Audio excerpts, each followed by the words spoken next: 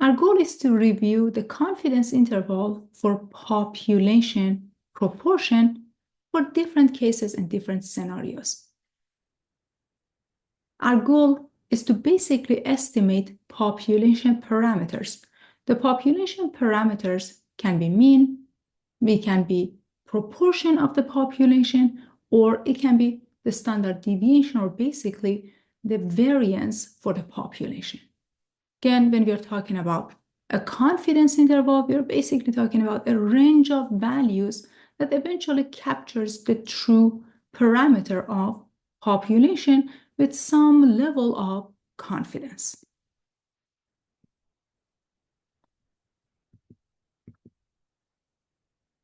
Let us begin by talking about some basic definitions and terminologies. What is a point estimate? A point estimate is a single value that estimates the population parameter, but it's not necessarily the same as population parameter itself. For example, when you're calculating or estimating the salary range in the area like San Jose area, or in general in California for nursing majors or computer science majors or teaching or any other salary that you're thinking about, well, as a statistician, as a data scientist, you have a population to work with. And from that population, you're going to basically take a random sample. From that random sample, you calculate the average salary. Well, does it mean that you have the actual salary for the population itself? Not necessarily. If someone else take another sample, does that person get the exact same value? Not necessarily. So that's how we say that we need something else like a confidence interval that captures population parameter with a little bit of error. The most unbiased point estimate of population mean, or mu, is the sample mean, which is denoted by x bar. Next terminology in line is the interval estimate. An interval estimate is an interval or range of values that is used to estimate a population parameter. It can be population mean or proportion, or basically the variance. Now, after we define or calculate the point estimate, how do we build that range of values? We need the level of confidence, which we call C.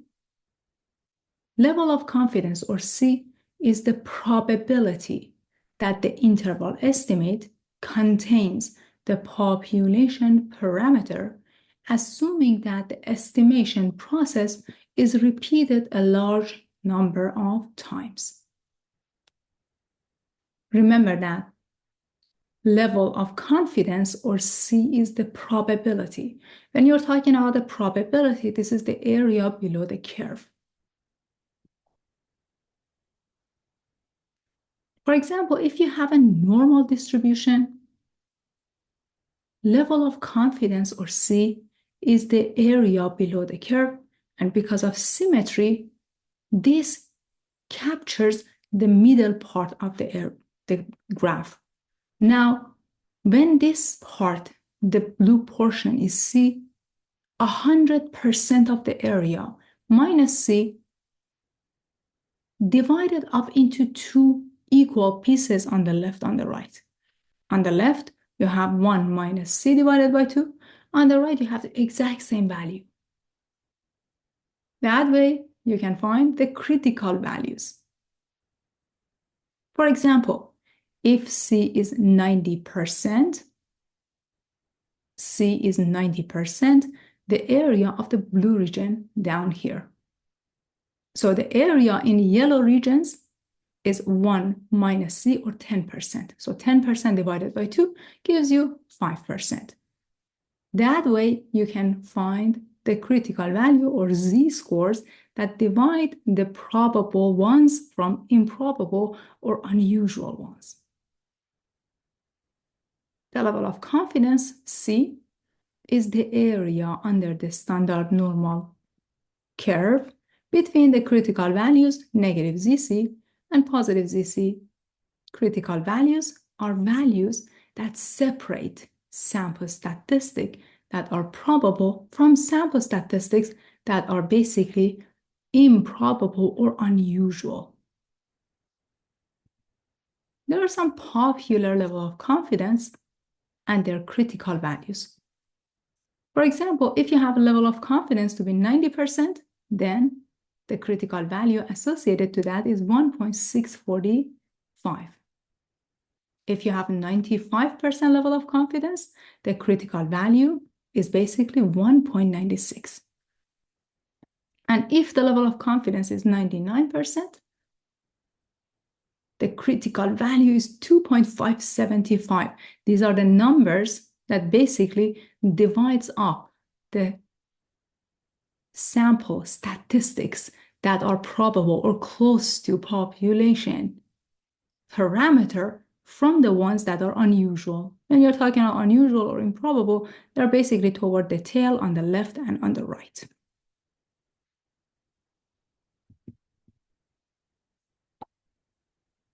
Let's cover a few examples. An econ researcher is collecting data about grocery store employees in a county. The data listed below represents a random sample of the number of hours worked by 40 employees from several grocery stores in the county. Our goal is to find a point estimate of population mean, or mu. So these are the data that they collected, all right? You have 30 hours, 26 hours, 34 hours, 31 hours. As you can see, you have a range of different values here. In order to find the point estimate, we're going to calculate the sample mean, or X bar. From statistics, we know that X bar is equal to the summation of all X values divided by N, which is 1,184 divided by 40, or about 29.6 hours. But does this number represent the population average? The point estimate for the mean number of hours worked by grocery store employees in this county is 29.6 hours. But this is just a point estimate. We need more values. We need a range of values that captures the true population mean.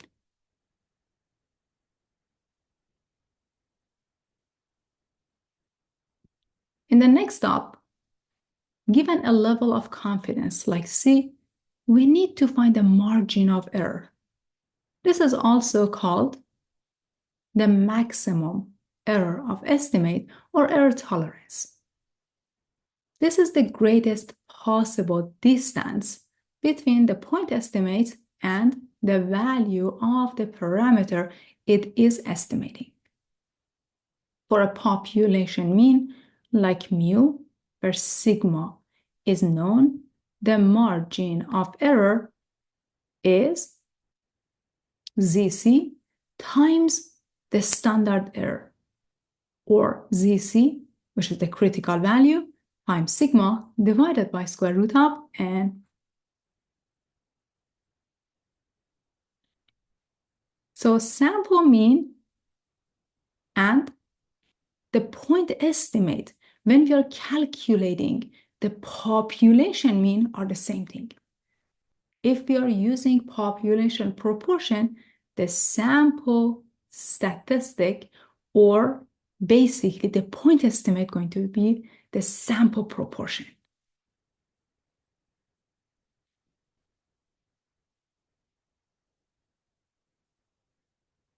So let us take a look at these conditions. First of all, the sample is random. 2, at least one of the following is true. The population is normal, or you have a large sample. So that's why we switch to ZC when you have a normal distribution or you have a good sample. This is the way that you calculate the margin of error. Margin of error, or the maximum error, or the error tolerance. It helps us to basically capture the true population parameter. Okay, let us go back to our example and calculate the margin of error. So far, we found the point estimate.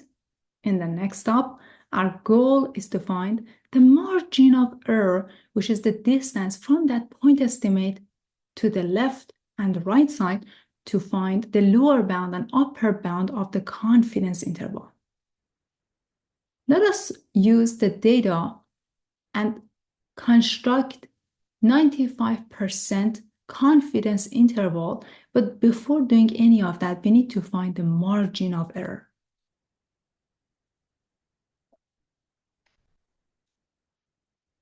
Our goal is to estimate the population mean of the number of hours worked by grocery store employees.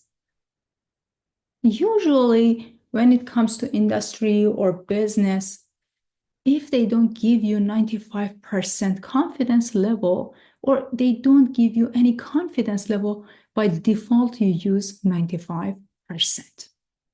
But all depends on the industry. R&D, they have some basic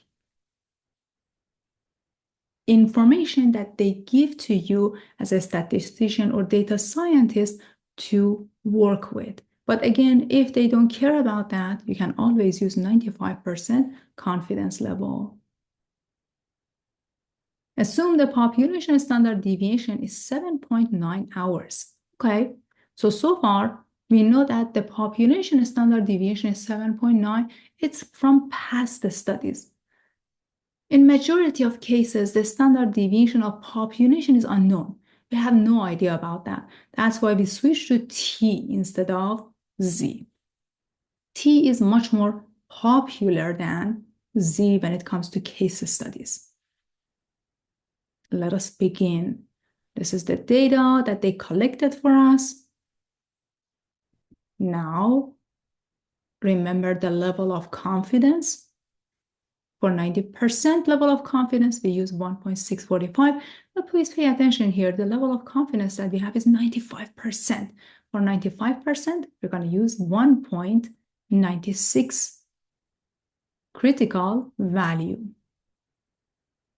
The z-score that corresponds to 95% confidence level is 1.96. This implies that 95% of the area below the standard normal curve falls within 1.96 standard deviation of the mean. We can also visualize that this way. The level of confidence is 95%, which is 95% of the area below the curve. Now, when we find a critical value, ZC and negative ZC, we have 1.96. On the left-hand side of 0, you have negative 1.96. Basically, 100% minus 95% gives you 5%. 5% divided by 2 gives you 0.025 on the left, on the right. So because of symmetry, you get the exact same value on the left, on the right.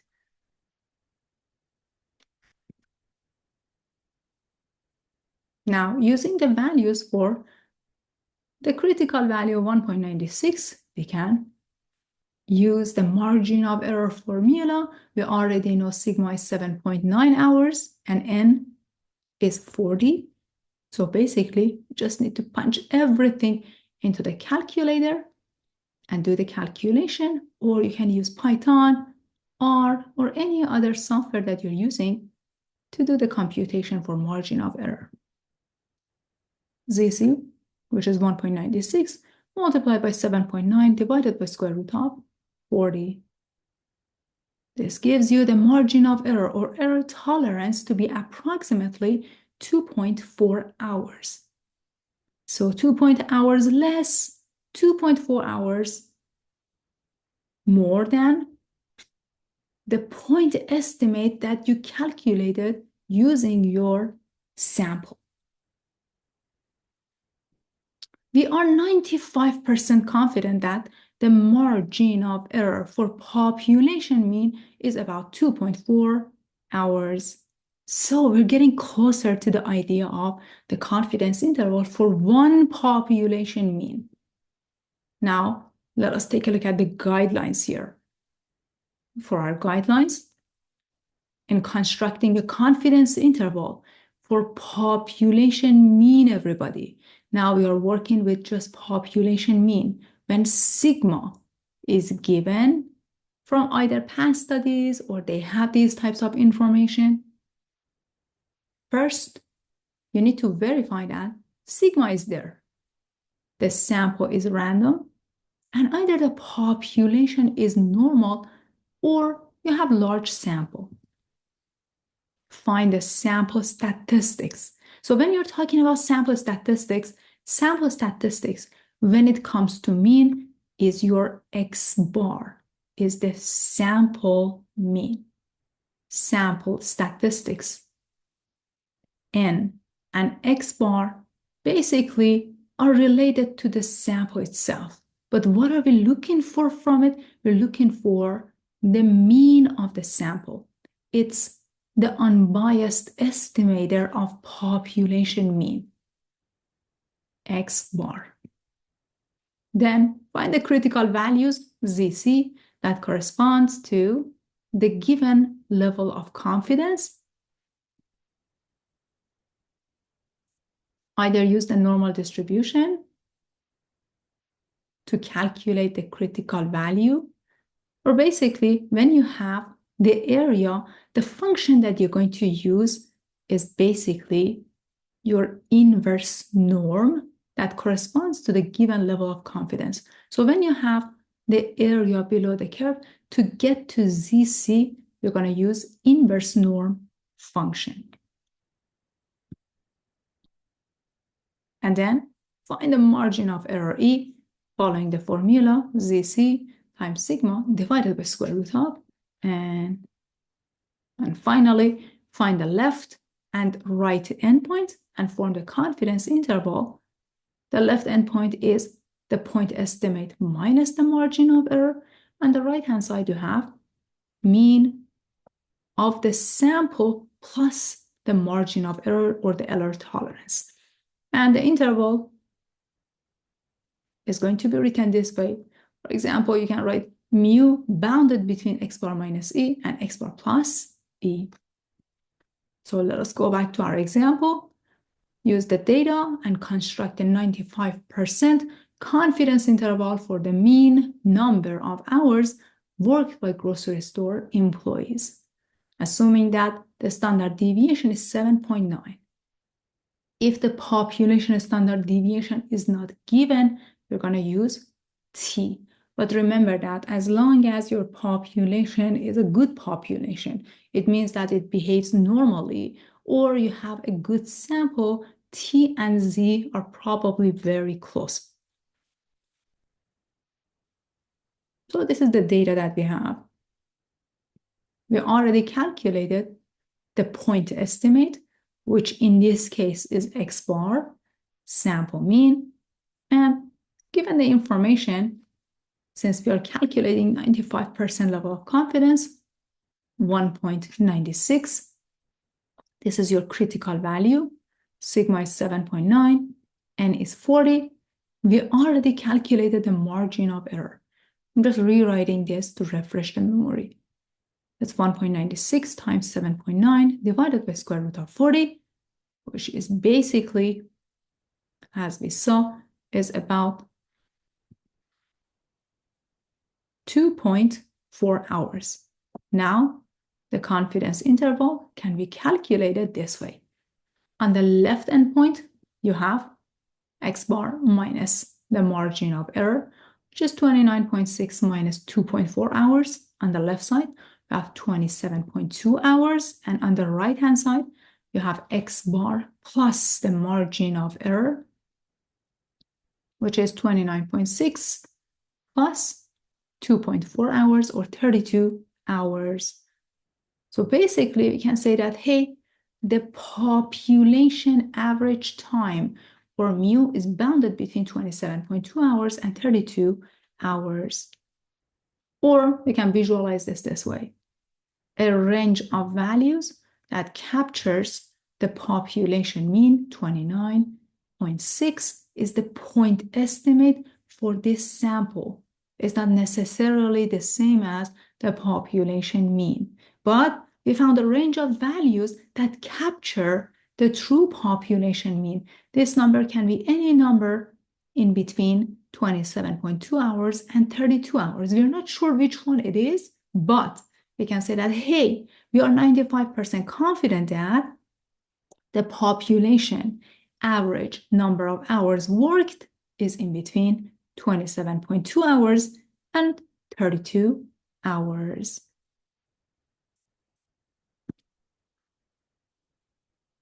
Perfect.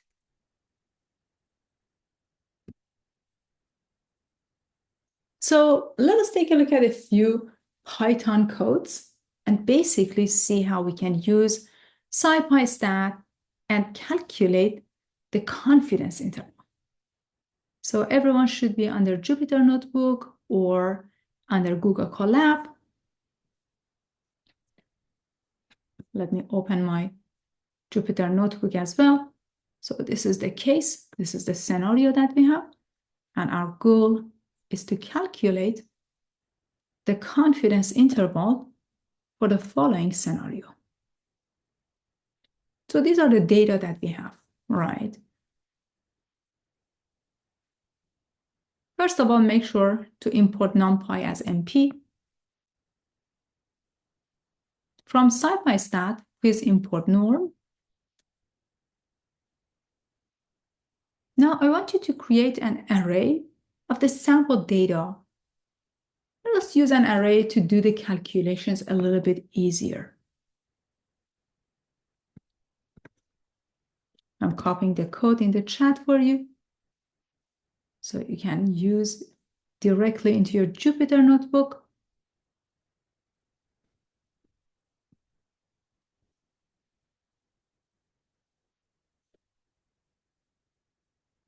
So as you remember, NumPy is imported to handle arrays and perform mathematical operations.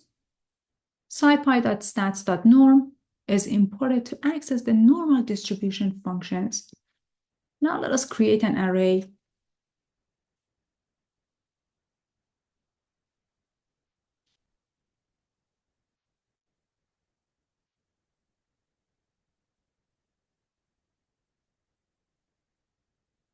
Okay, take your time.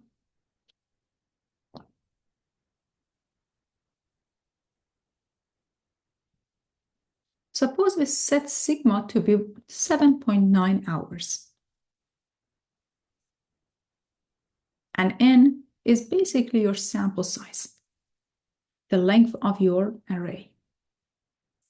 Set confidence interval to be 95%. Now, how do you calculate the standard error?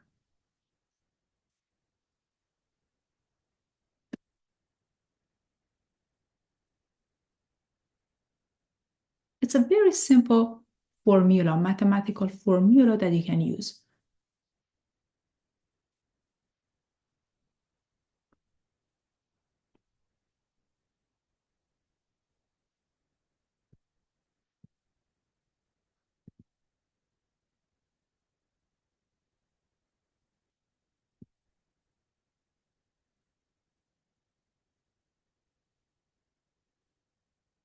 Very good. That's the margin of error. But how do we calculate the standard error? Very good. Now that you have your sigma, you have n, which is the sample size, and you set the confidence level to be 95%, you can basically calculate the standard error. Sigma divided by square root of n. So don't forget to add the square root on the denominator. The formula for our standard error is n sigma divided by square root of n, not just n itself. Perfect.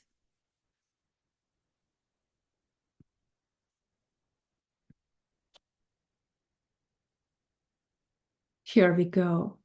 Now, how do you calculate the z-value? This is our next question. Based on the information, based on the definition that we have, how do you calculate the z-value? Take your time, write your answer in the chat.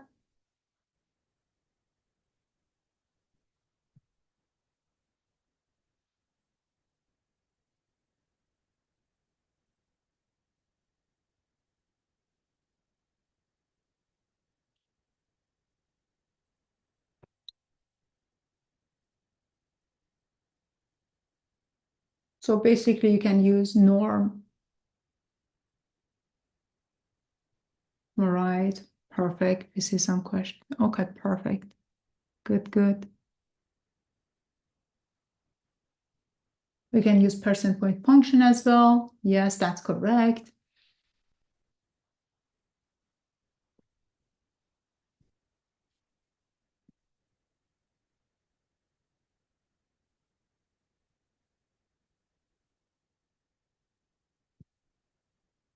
Good job.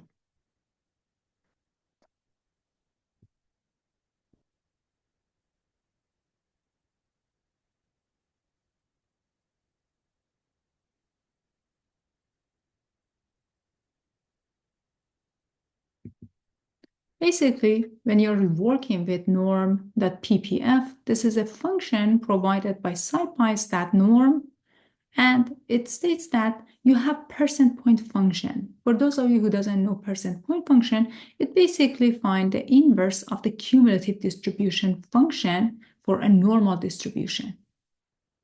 It basically gets the area and gives you the z-value.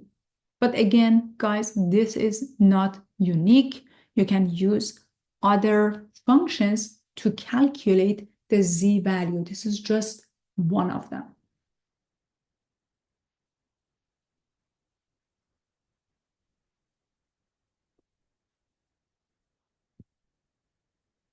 Now, in order to calculate the margin of error, you found the z-value, multiply that by the standard error that you calculated in the first line here.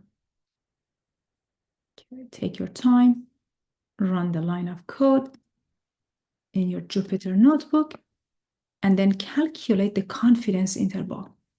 All right, we need the sample mean. How do you find your sample mean? You can use NumPy as well. If you're feeling more comfortable with NumPy, calculate your mean using NumPy. And the confidence interval formula should be easy, just basic algebra.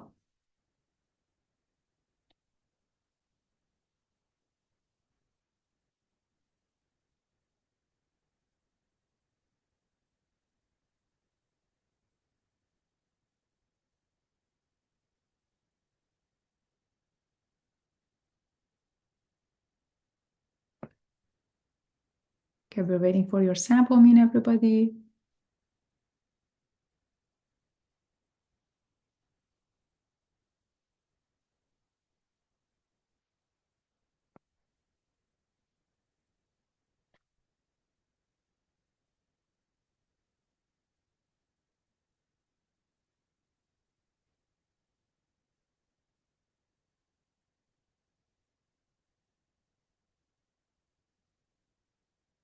Yeah, very good. But what is the line of code to calculate the sample mean? Using NumPy.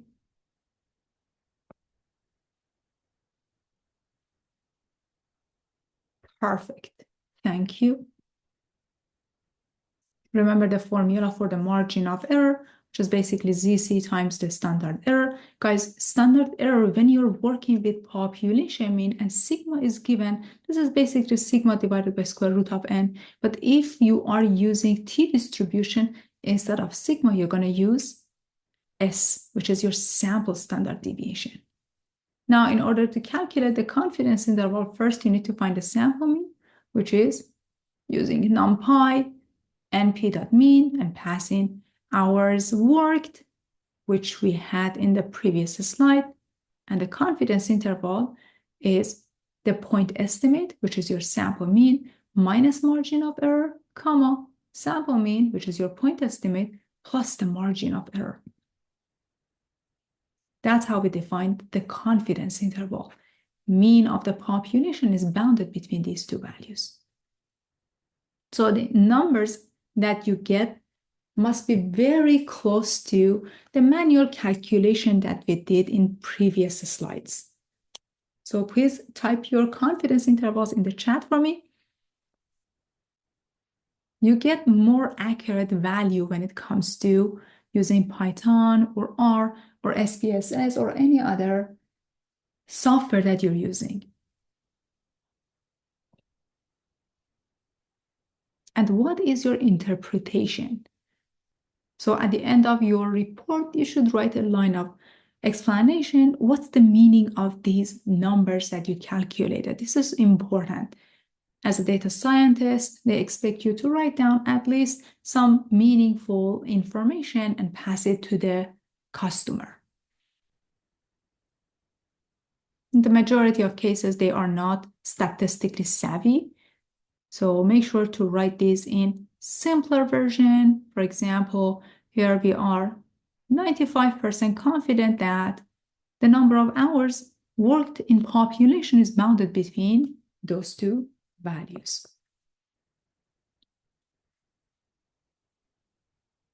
Perfect. Thank you for your participation. Let us move on to next example.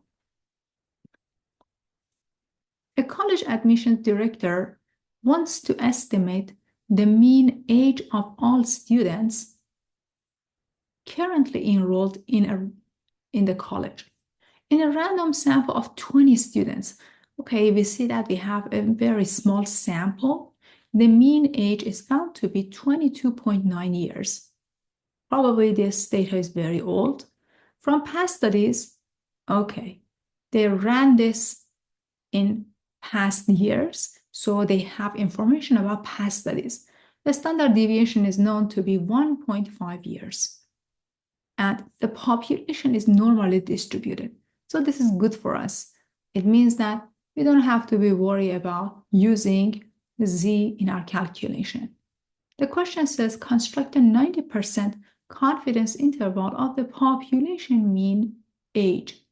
So even though they don't have the actual population information, they want to construct a confidence interval that captures the true population average age. So let us begin. Since we are working with 90% confidence level, the critical value that we are having is 1.645. Because sigma is given to us, the sample is random, and the population is normally distributed, we're going to use the formula for the margin of error using the sample statistics, 20, and the sample average, which is also calculated for us 22.9 years. Sigma is also given. Sigma is the population standard deviation, and the critical value is 1.645. The margin of error at 90% confidence level can be calculated using the formula that we introduced at the beginning of the class. So these are the basic information. Just make sure you can identify these values from the question. The margin of error is ZC times the standard error, which is sigma divided by square root of n, which is 1.645 times sigma, which is 1.5 over square root of 20. The margin of error, or the error tolerance, is approximately 0.6 Okay, not that bad.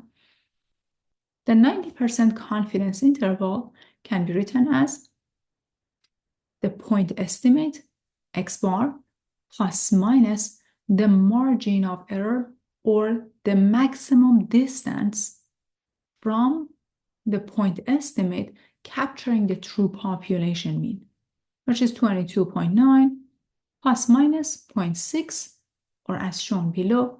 On the left-hand side, you have 22.9 minus 0.6, which is 22.3. And on the right-hand side, you have 22.9 plus 0.6, which is 23.5. So even though we are not 100% sure, we are not 100% confident, but we can say that, hey, we are 90% confident that the true population mean age is a number bounded between these two values. It can be any number between 22.3 years and 23.5 years. So in previous example, we had the actual data. In this example, we have information about the sample. For example, the average is already calculated for us, and n is also given to us as 20. We also know 1.5 as the population standard deviation.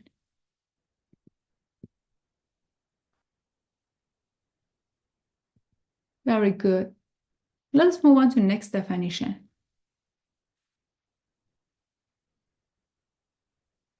If the distribution of a random variable x is approximately normal, then this variable t, which is defined as x bar minus mu population mean divided by s, which is sample standard deviation over square root of n, this variable follows t distribution or student's t distribution. You'll keep repeating the t distribution definition in hypothesis testing, in confidence interval, because we're going to use this a lot.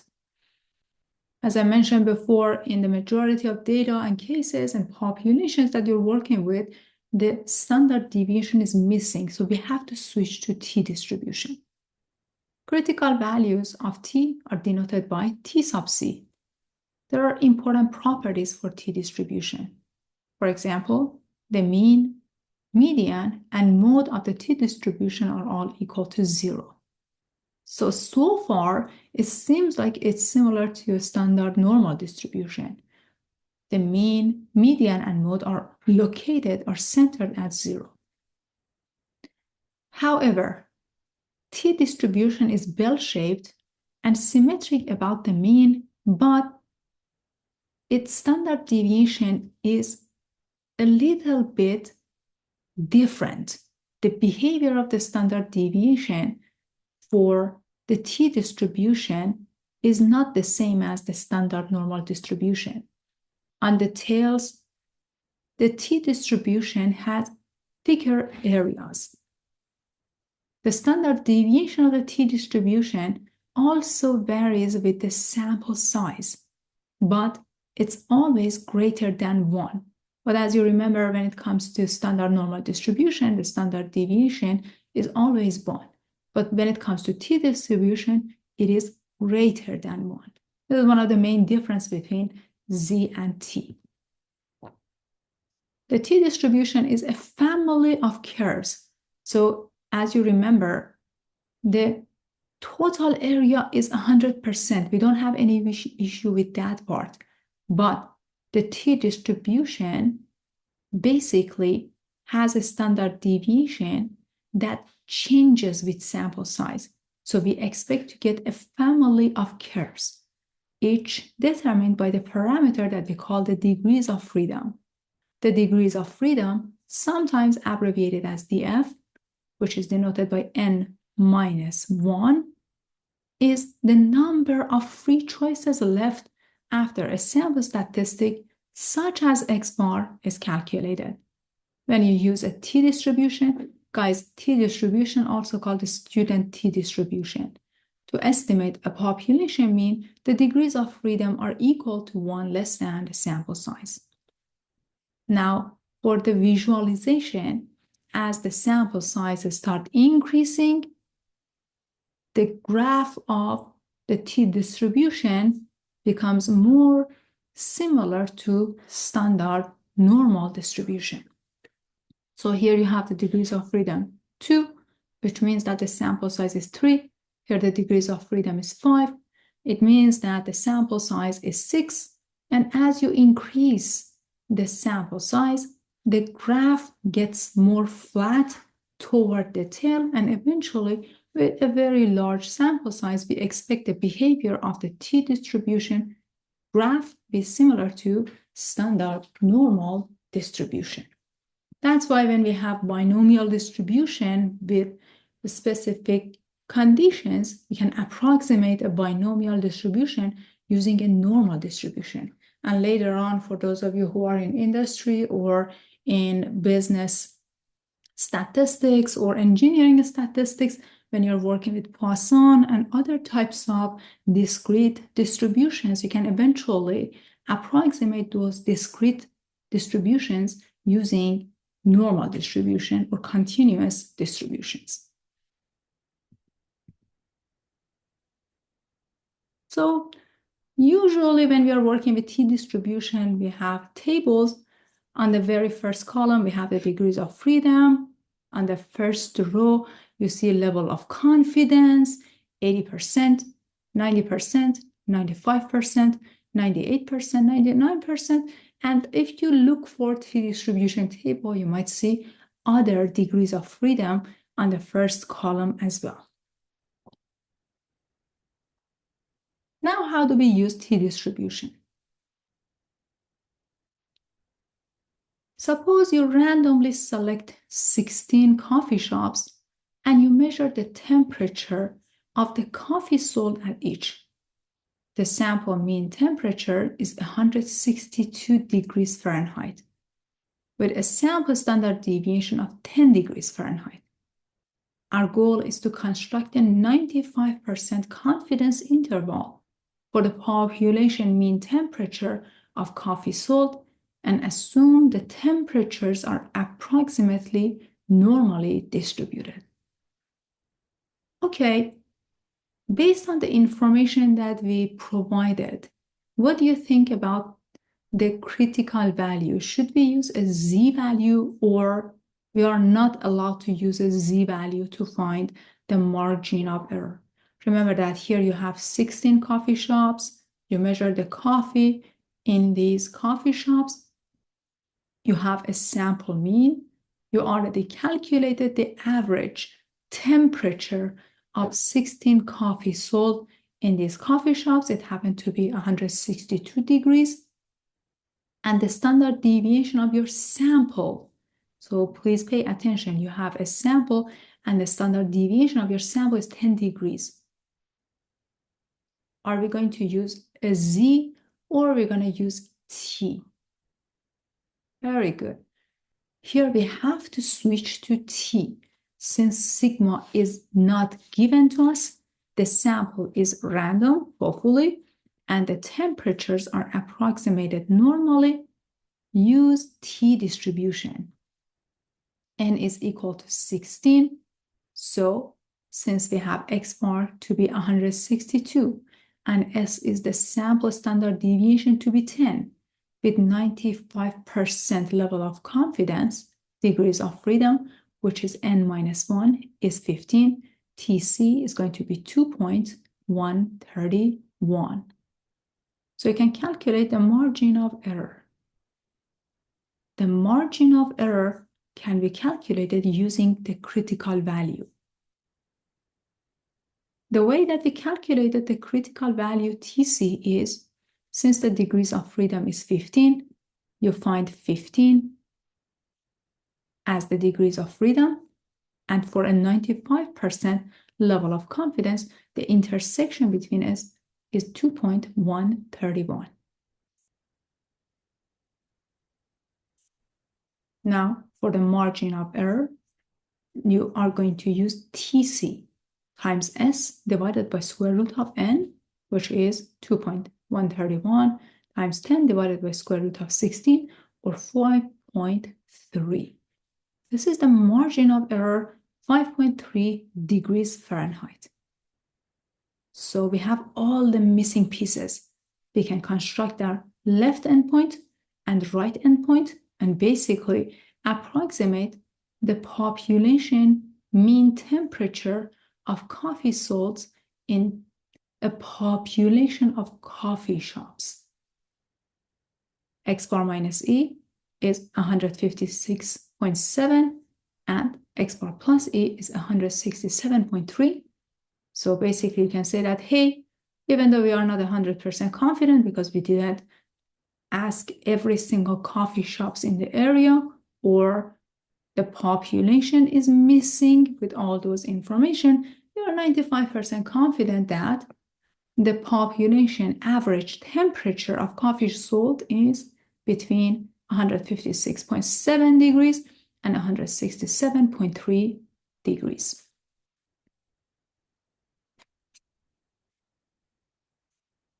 Perfect. Excellent. We can also use our Python, write down a few code, and basically get help from our Python. From NumPy, we're going to do the calculations. So from scipy.stats import t, so you have all the functionality for your t distributions. As you remember, scipy.stat is a submodule of scipy, which is used for scientific and technical computations. The t class specifically provides methods and properties for t distribution. By importing t, we can use functions like t.ppf, which is percent point function, and it can help us to do the computation when it comes to having the area and calculating the t value on the horizontal line, or the inverse cumulative density function or distribution function. Perfect. Okay, everybody, your turn. Please write lines of codes for me and calculate your confidence interval.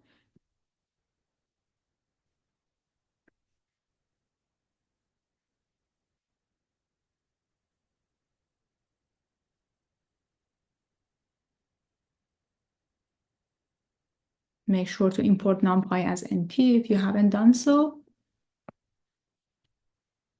And import scipy.stats. From that, import t, so you have all the functionality.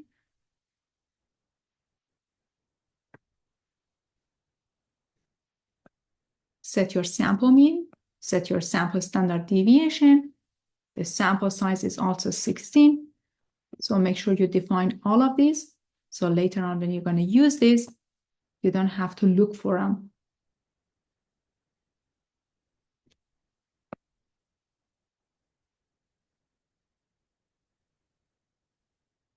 We need the standard error.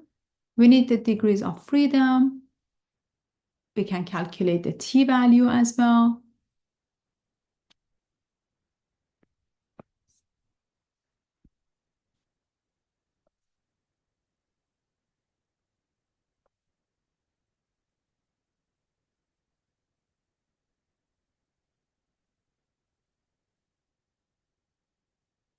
As you remember, the standard error, we don't have information about population standard deviation, so we're using the sample standard deviation and divided by square root of your sample size.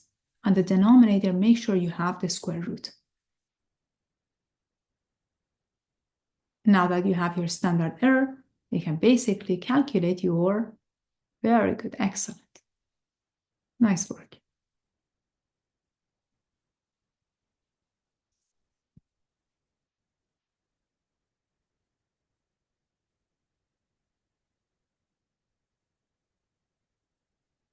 Set up your degrees of freedom.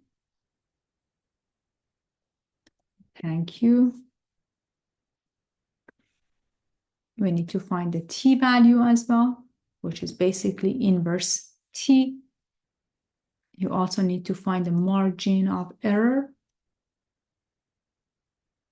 which is your t-value, times the standard error that you calculated. You can also define this directly.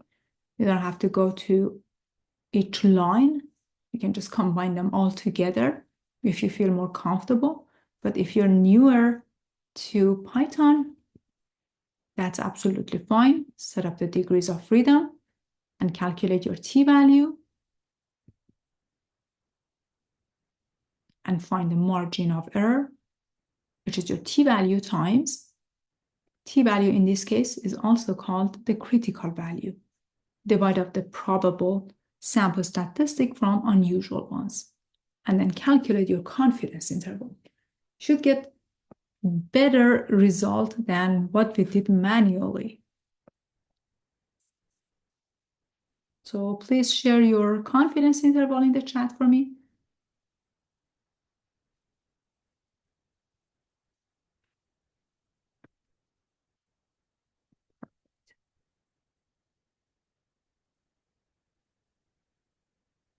Excellent. The rest of the class, thank you. Beautifully written. Nice work, everybody.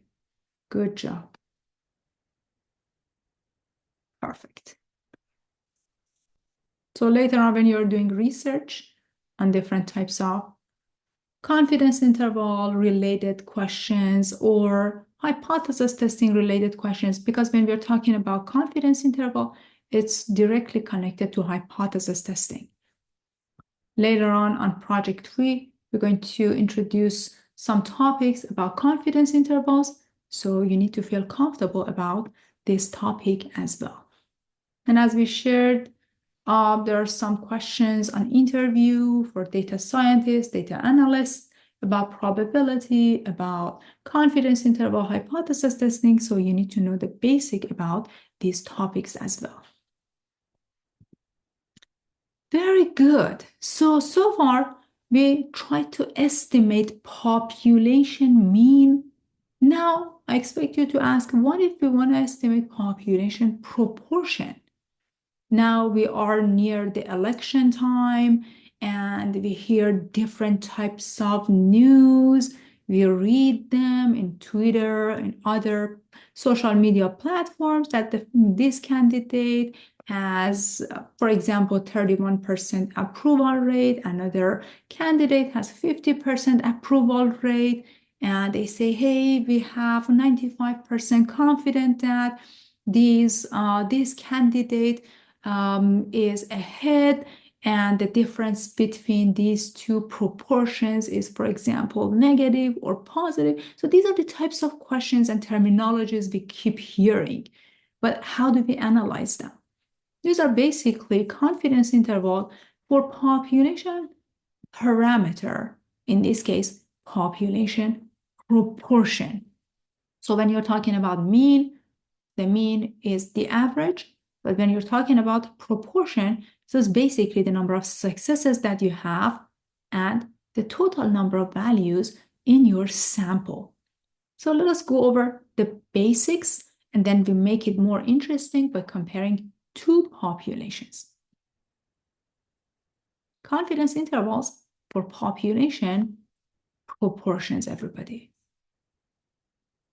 So especially when it comes to election times, the highlight of population proportions and the confidence interval and eventually hypothesis testing get very exciting reactions. The definition, again, we need to define a point estimate. A point estimate now for P, which is population proportion of successes, is given by P hat, which is equal to X divided by N, and it is the proportion of successes in the sample X out of N. It's denoted by P hat. It has a hat on top of it. And X can be the number of people who said, yes, we own a smartphone. The number of people who say, yes, we vote to candidate A. The number of people who say, for example, we had 2 cups of coffee, or we have 2 cups of coffee every week. So this X represents different successes in the context of the question. X is the number of successes in the sample, N is the sample size. The point estimate for the population proportion of failures is Q hat, which is 1 minus P hat. The symbols P hat and Q hat are read as P hat and Q hat.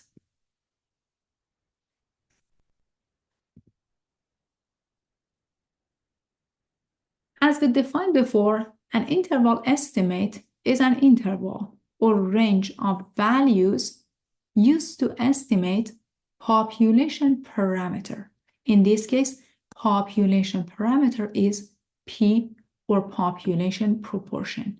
Previously, we used X bar to have a point estimate for population mean. Now, the point estimate for population proportion is sample proportion P hat.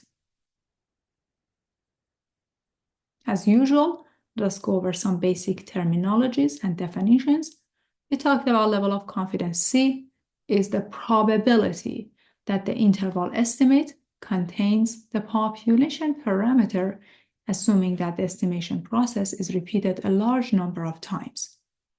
Some reviews for you. So as we discussed, C, or the level of confidence, is the area below the curve. 1 minus C divided by 2 gives you each one of these areas to the left and right.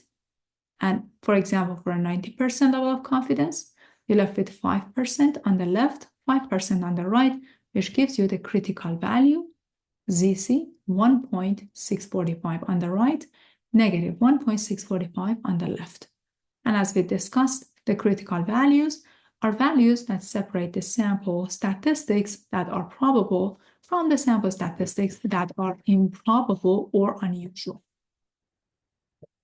And as we discussed before, for some level of confidence, these are just the popular ones.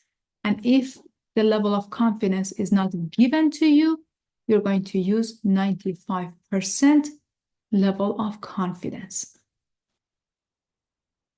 Now, when we are talking about the margin of error for the point estimate, now that you're using a proportion, it's not the mean anymore.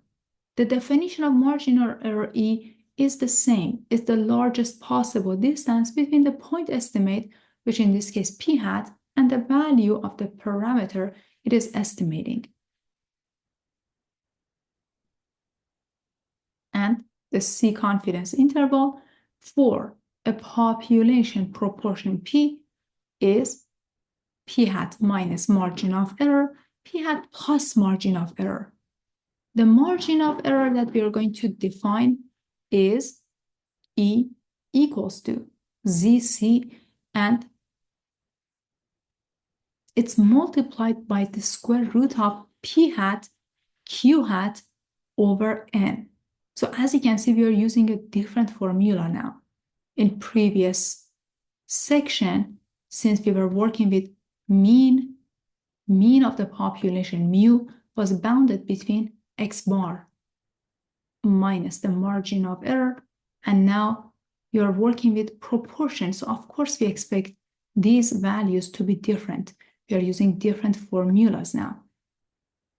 The standard error is square root of P hat Q hat over N. And in the previous section, the margin of error was ZC when sigma was given times sigma divided by square root of N. But now, when we are talking about the population proportion, the formula is going to be different as well. The probability that the confidence interval contains P is C, assuming that the estimation process is repeated a large number of times. Okay. Let us begin, everyone. In a survey of 1,000 US teens, 372 said that they own smartphones. Find a point estimate for the population proportion of US teens who own smartphones. Probably the data is very old. Nowadays, we see everyone has a smartphone. We begin by finding the point estimate. As we defined the point estimate is the most unbiased estimator for population parameter. The population parameter in this case is population proportion. So the point estimate is X divided by N. X is the number of people who said yes. 372 said yes, you own a smartphone.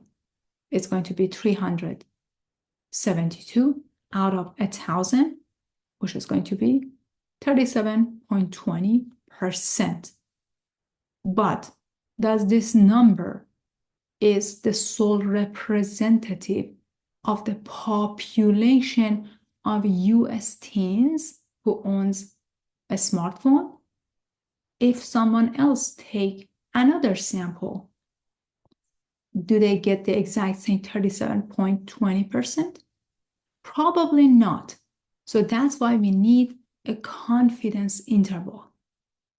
This 37.20% is the point estimate for the population proportion of US teens who own smartphones. But it's not exactly, probably not exactly the same as the population proportion itself. So our goal is to move on to next step and construct a 95% confidence interval for population proportion of US teens who own smartphones. We already calculated p-hat, 0.372. So the point estimate for population proportion of failures, q-hat, is 100% minus 37.20%, which gives us 62.80%. Since n is 1,000, we can verify that the sampling distribution of p-hat, or the sample proportion, can be approximated by a normal distribution. And p-hat is 1,000 times 37.20%, or 372, which is more than 10. Some data science books or statistics books use 10 instead of 5, which is fine. Then nq-hat, which is 1,000 times 0.628, which is 628, is more than 5, so the normality is met. Using ZC to be 1.96, remember that you're using 95% confidence level. The margin of error can be calculated as E equals to ZC times the standard error. So you have 1.96 multiplied by the square root of p-hat, 0.372, times 0.628 over 1,000, or it's basically equal to, it can be approximated, it's not exactly the same. So we are approximating that to be 3%. Okay, 3%. This is your error tolerance, or the distance between your point estimate and the lower bound and upper bound. Now, we can easily find the left endpoints and right endpoints, or basically the bounds for the confidence interval. 37.20% minus 3% on the left, and 37.20% plus 3% on the right gives you a good approximation. You can say that, hey, we are 95% confident that the population proportion of US teens who own smartphones is in between 34.2% and 40.2%, So a number in between these. We are not sure which one is the exact number, but we are 95% confident about our calculation here.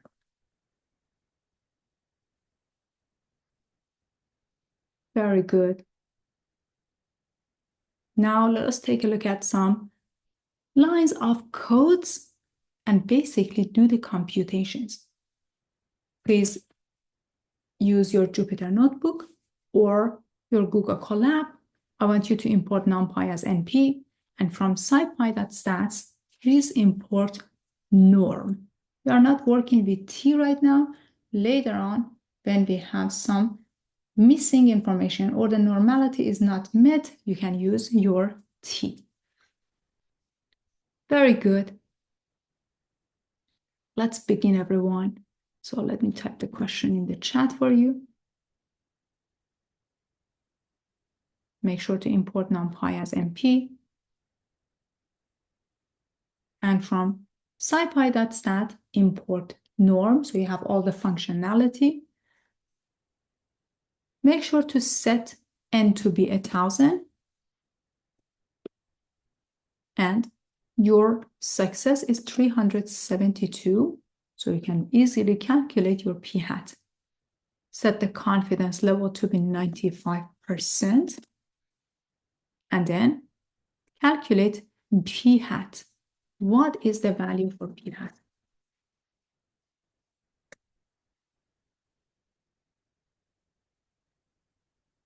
Then make sure to calculate your standard error. Write down. These are some simple lines of codes that you can easily build. You don't need any fancy functionality. But for now, just calculate your p-hat and standard error.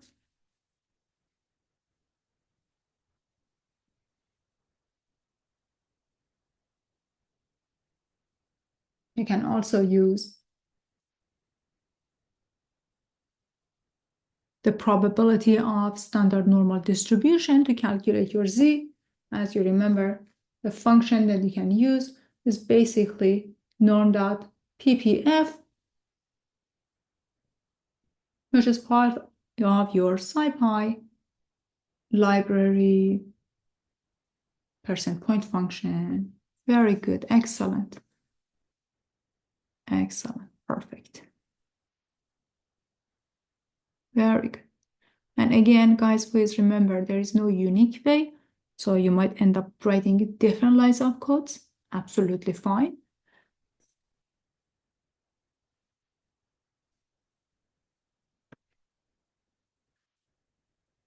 Good job.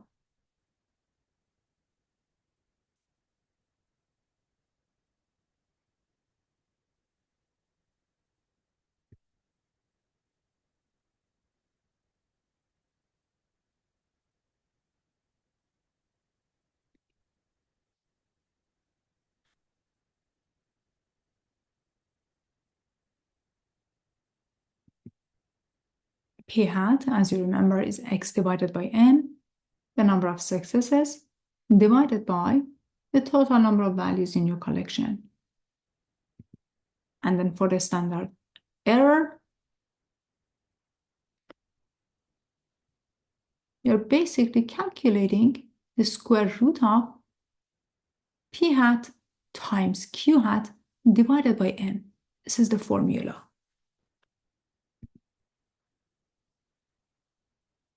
And for your z value, perfect. Good job, everyone. Percent point function basically gives you the inverse norm.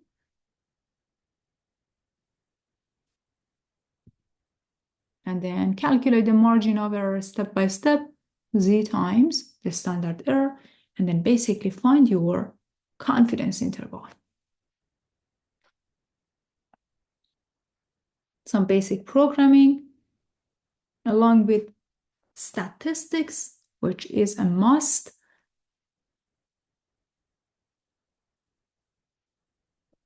And please share your confidence interval in the chat. perfect. You should get a better, more accurate estimate on your end than the one that we calculated manually.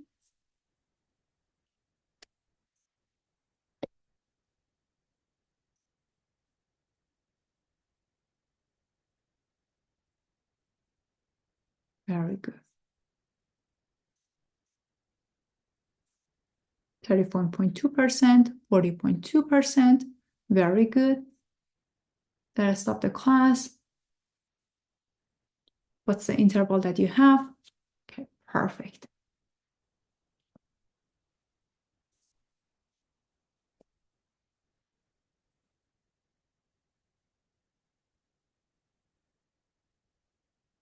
Good job. Nice work, everyone. Thank you.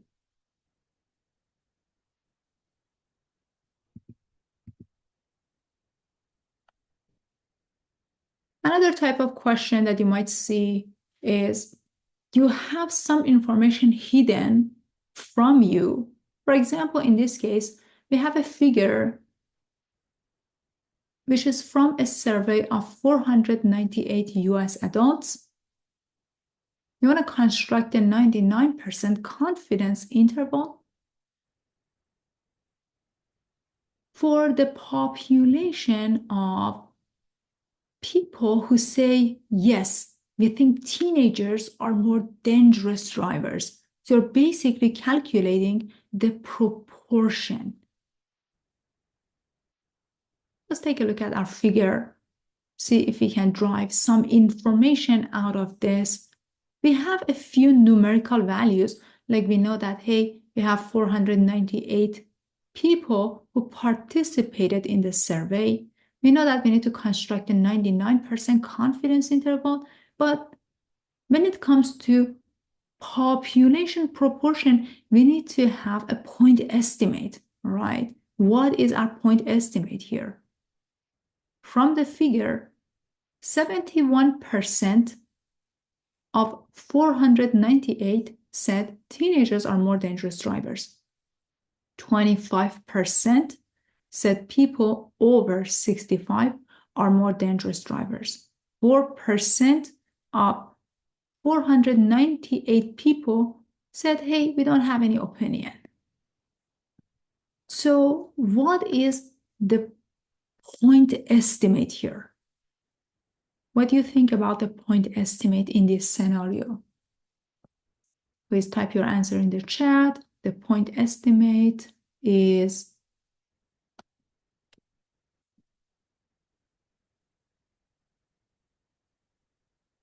very good. Yes.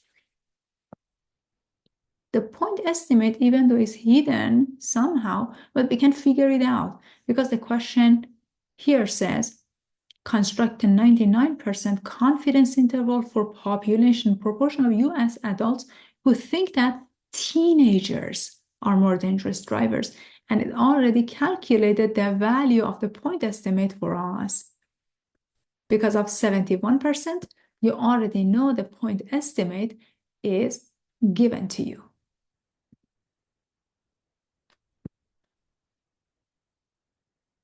From the figure, P hat is 71%.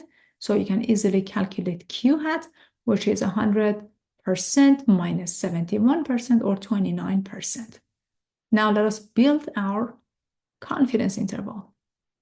Using the values, N is 498. The critical value for 99% level of confidence is 2.575 with a margin of error to be E equals to ZC times square root of P hat, Q hat over N, which is basically 2.575 multiplied by, just some basic algebra for you guys, 0.71 times 0.29 divided by 498, which is approximately is about 5%. Well, let us construct the left and right endpoints here. For the left endpoint, we have P hat minus E, which is 71% minus 5%. And on the right endpoint, we have P hat plus E, which is 71% plus 5%. So we can say that, hey, we are 99% confident that the population proportion of US adults who think teenagers are more dangerous drivers, okay, I'm not sure about this, maybe we should repeat the survey, is 65.8% and 76.2%. With the same process, you can run some lines of codes and basically construct the confidence interval using Python. So if you run these lines of codes, similar to what we did before, what is the confidence interval that you're getting?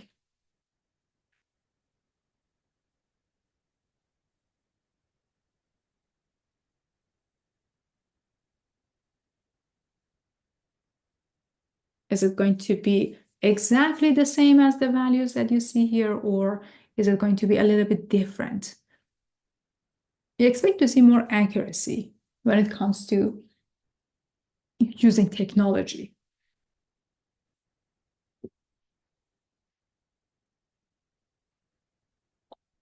And finally, when it comes to, for example, population proportion estimate, like as we mentioned before, the election, you might see, hey, the approval rate for candidate A is 61%.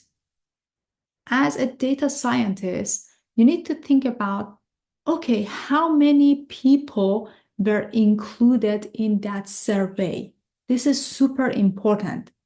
So on your interview, if they ask how many values should be included in your sample, or how many data that you need to collect for a specific case, we have a formula for that.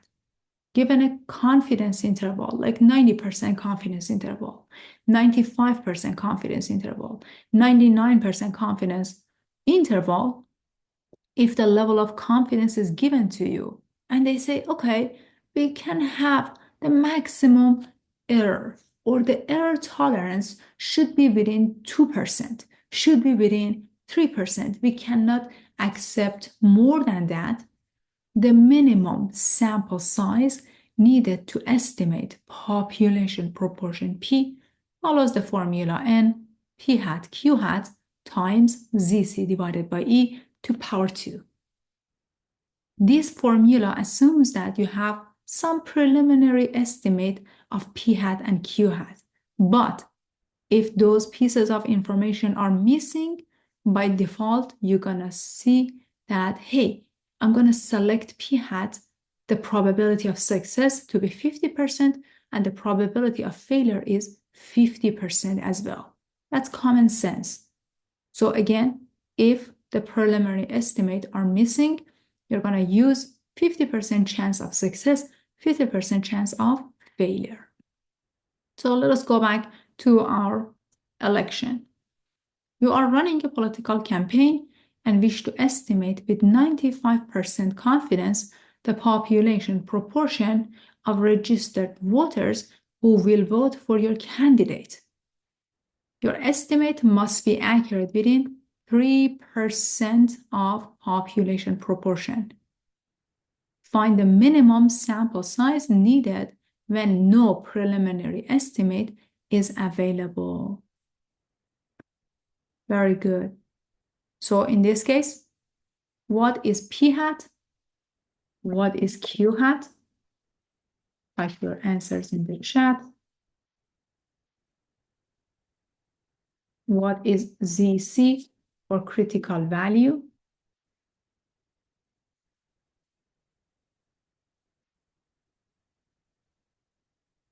What is E or the margin of error?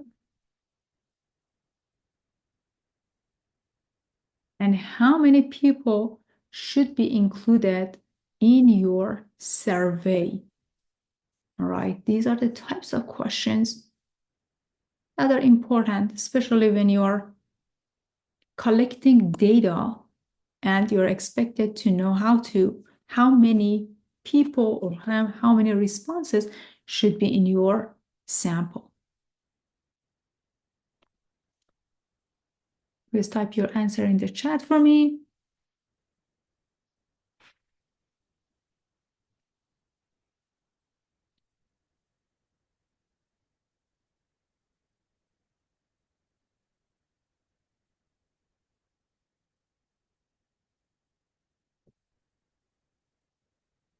We're waiting for your response, everyone.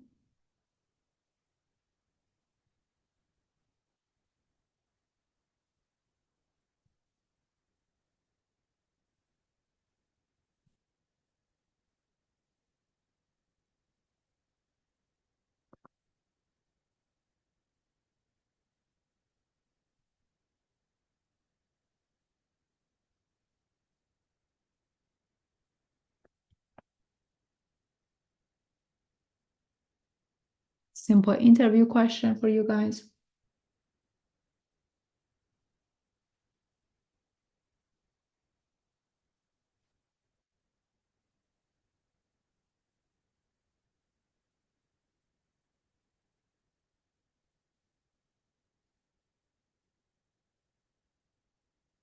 That's absolutely fine. Very good.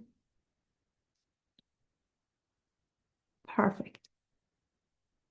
Looks beautiful. First of all, since we don't have preliminary information, we need to assume it's a common sense that you have 50%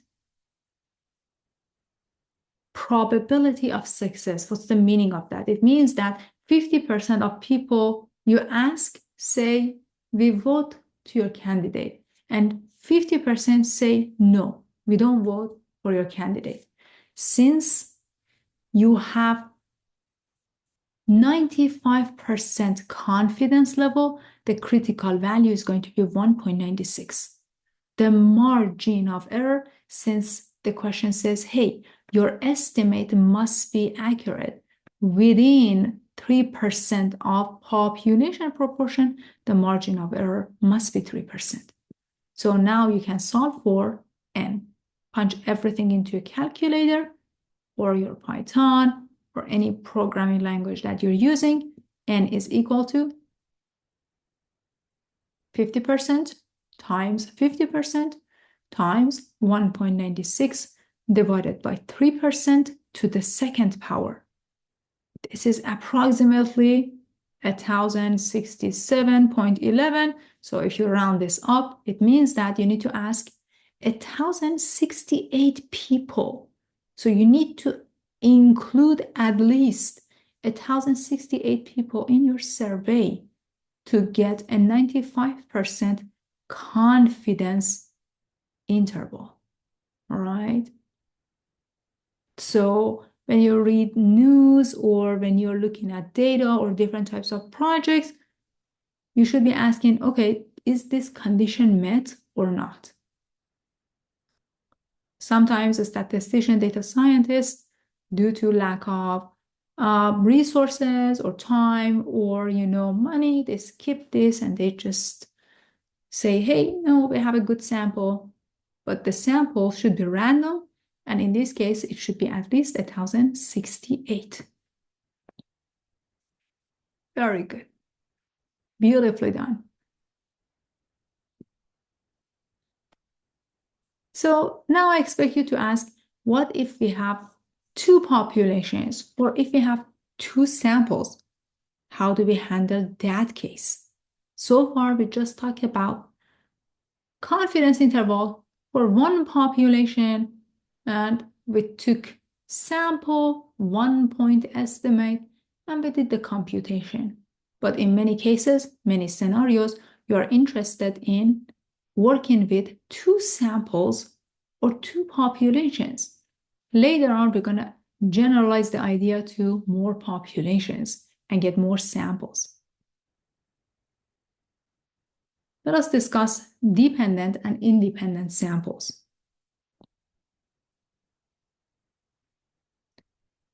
Two samples are independent when the sample selected from one population is not related or associated to the sample selected from another population. So in this case, we say that we have independent samples. Two samples are called dependent when each member of one sample can be associated or corresponds to a member of the other sample. Dependent samples are also called paired samples or matched samples. So if you open different data science books, you might see paired samples or matched samples. These are basically dependent samples. Somehow, some way you can connect the sample members together. You can visualize this way. For independent samples, for example, sample 1 has 4 members and sample 2 has 7 members. For dependent samples, well, the number of sample members in sample 1 and sample 2 are the same. And somehow there is a way, logical sense to connect two samples together. Let's take a look at an example. Identify independent and dependent samples and justify your answer.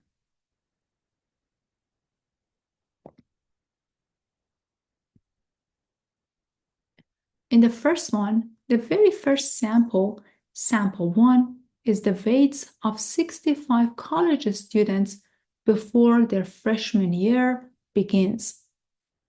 And sample 2 is the weights of the same, so you have a keyword here, 65 college students after their freshman year. What do you think about these two samples? Are they dependent or they are independent? Please type your answers in the chat.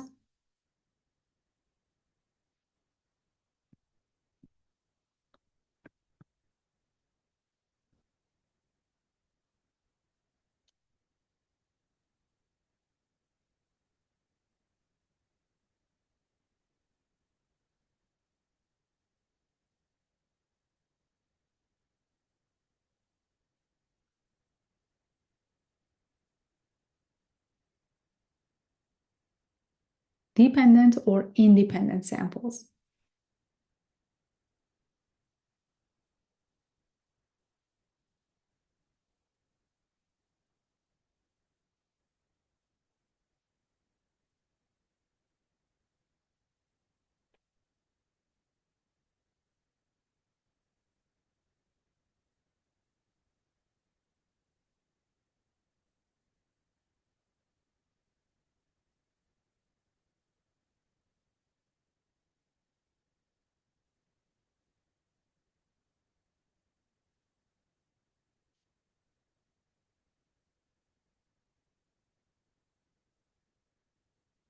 These two samples are dependent because we are using the same group of students and we're calculating their weights before and after.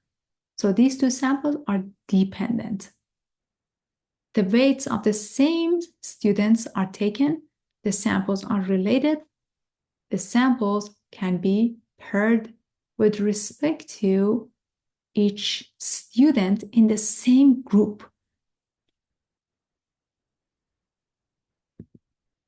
Let's take a look at another example.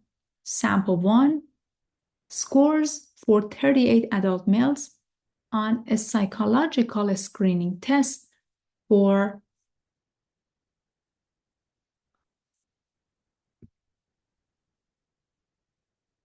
attention deficit hyperactivity. And the second sample is the score for 50 adult females on a psychological screening test for attention deficit hyperactivity disorder. What do you think about these two samples? The first sample has 38 members. The second sample has 50 members. So this is your first red flag, all right?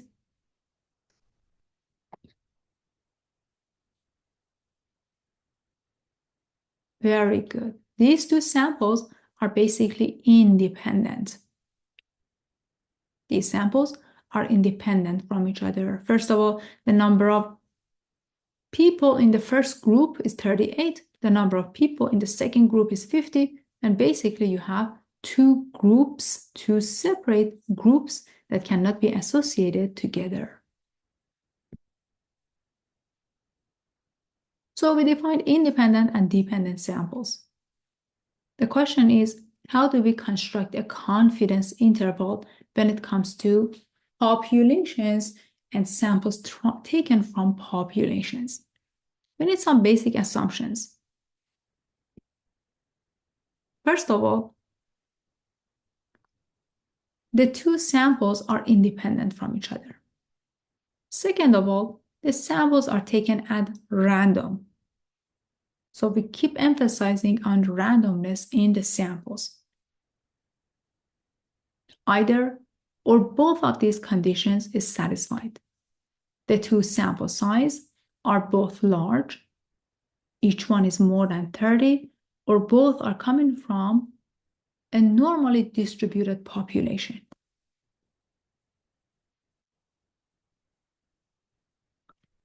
For small samples, the normality requirement is loose in the sense that the procedures perform well as long as there are no outliers and there isn't strong skewness.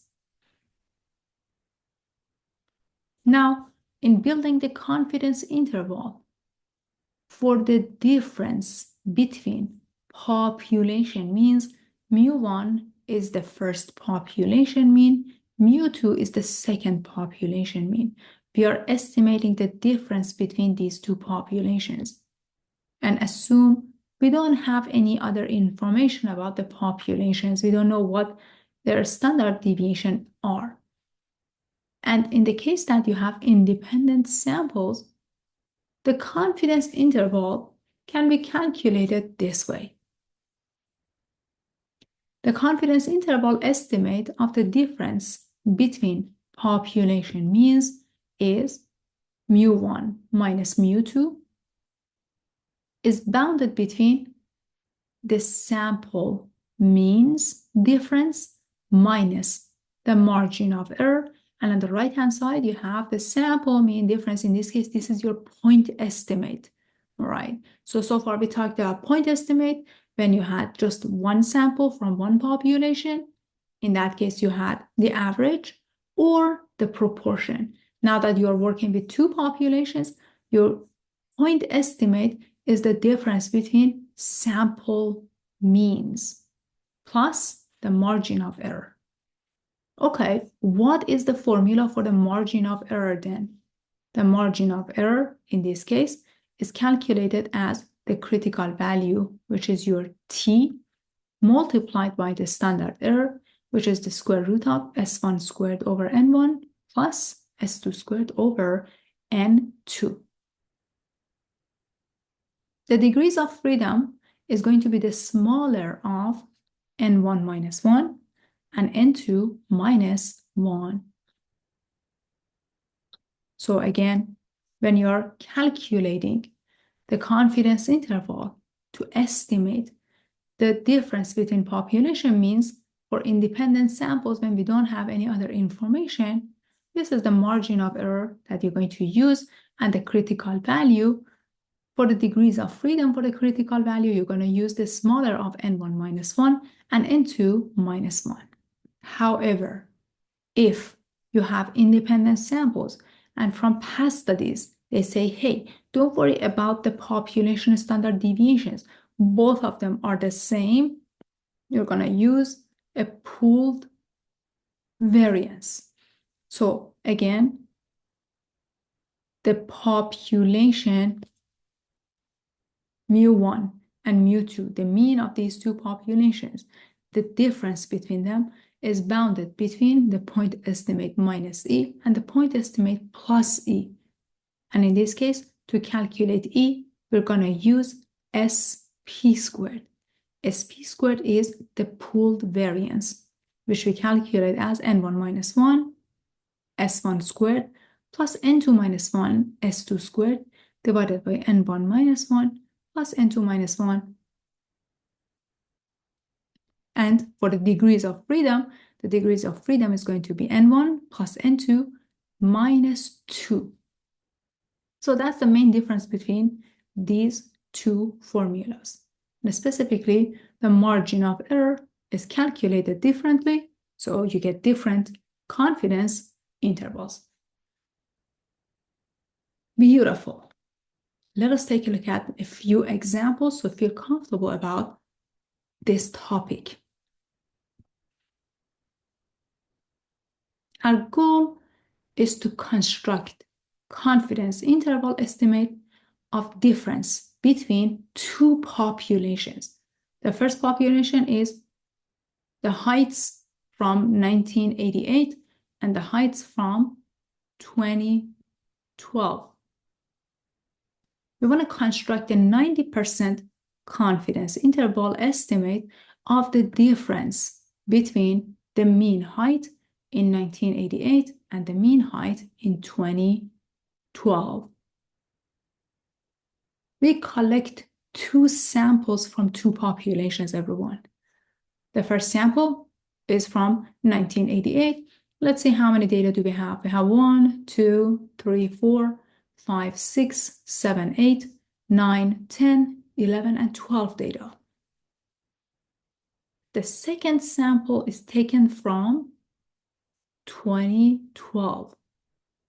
The number of data in the second sample is more. We have 1, 2, 4, 6, 8, 10, 12, 14, and 15 data in the second sample. So the very first question is, in order to construct a confidence interval, do we have independent samples or do we have dependent samples? Right? First, we need to identify that. Again, since we have 12 data in the first sample and 15 data in the second sample, this is one of the requirements that you have independent samples.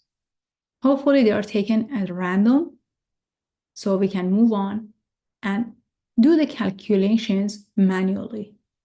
Then we jump into Python and run a few codes.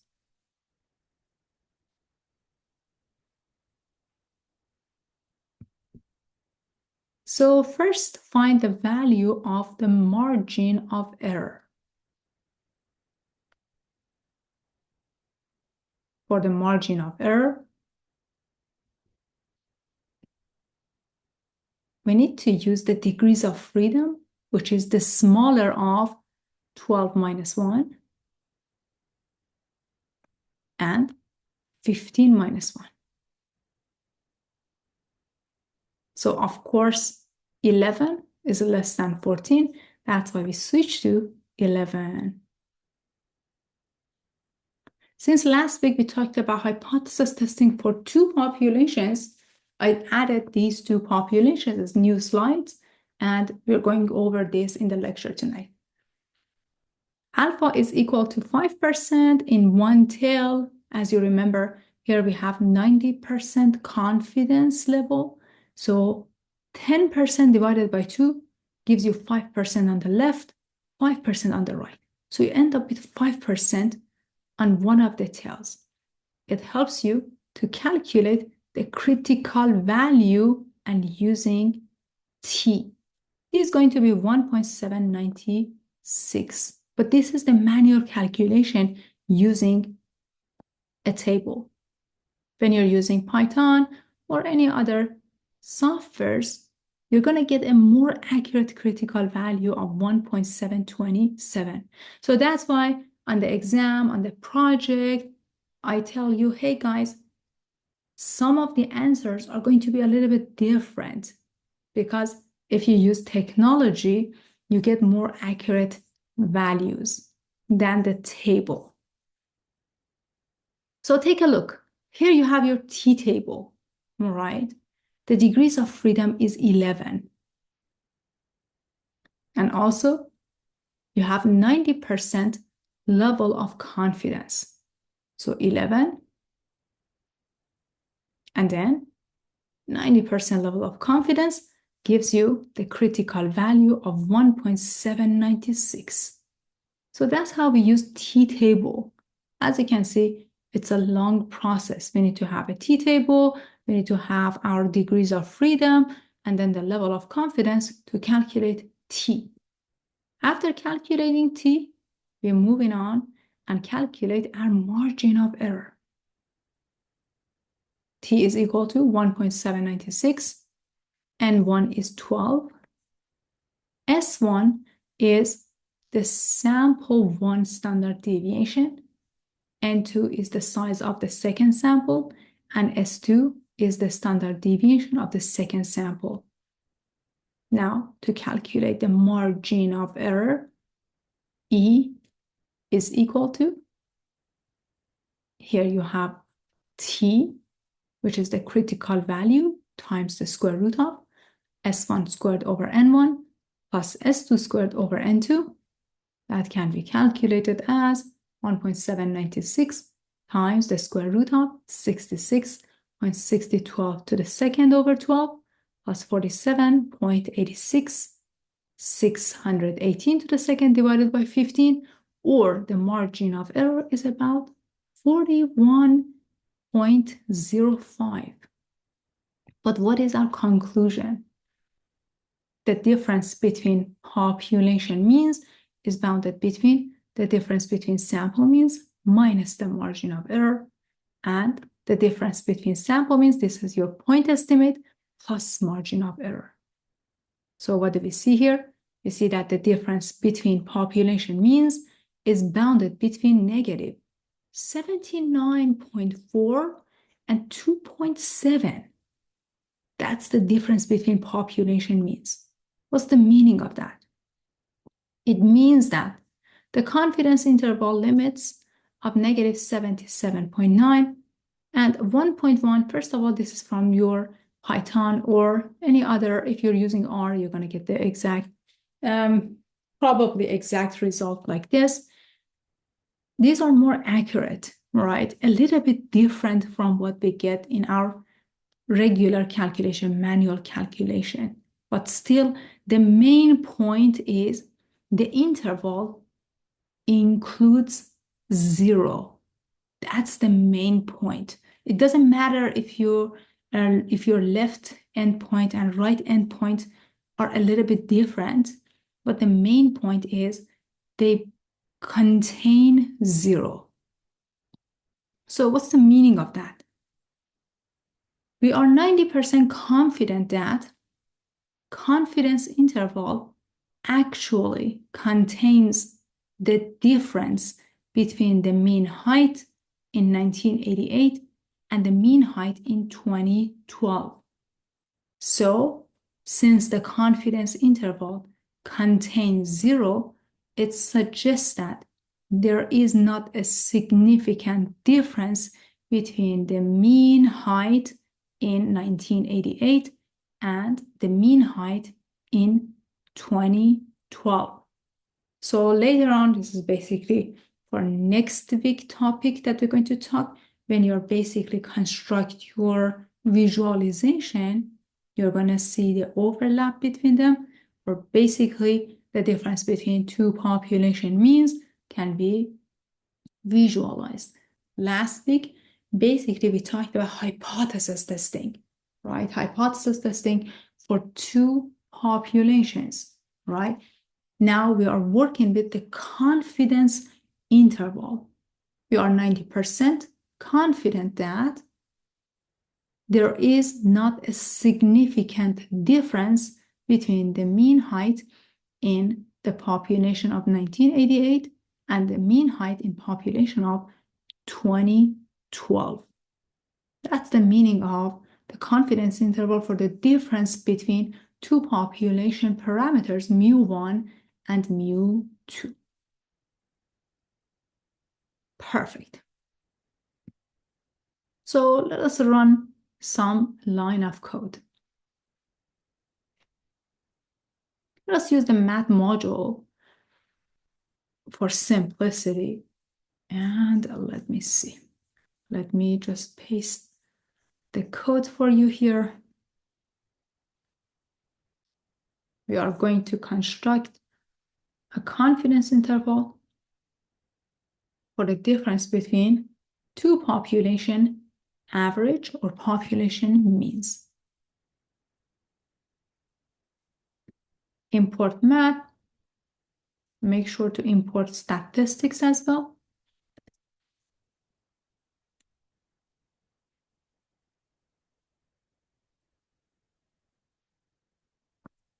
Define your sample data. You're going to have a list of numbers.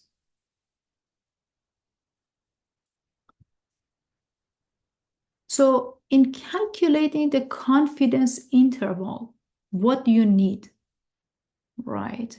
What pieces of information should be included?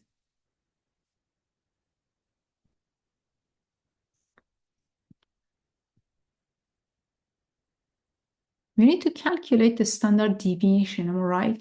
Because you have raw data set, they are clean, they are nice, they are well behaved, but for each sample, you need to calculate the standard deviation. You need some basic information about each sample. Because eventually, when you're going to calculate the standard error, you need to calculate the square root of the first sample variance divided by n1 plus the second sample variance divided by n2.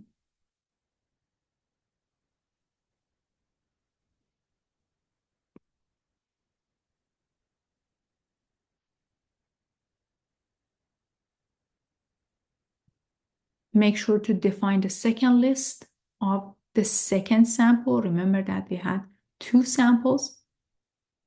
And for each one of them, we need to find the standard deviation.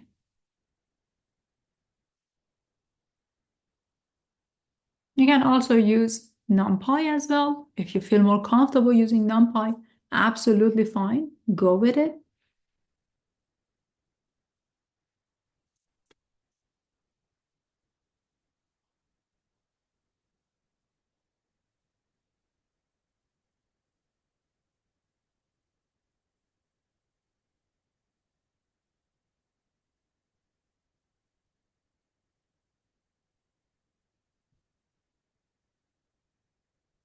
Yes, you need to define the second list as well for the second sample. Remember that we had two samples. The very first sample has 12 members and the second sample has 15 members.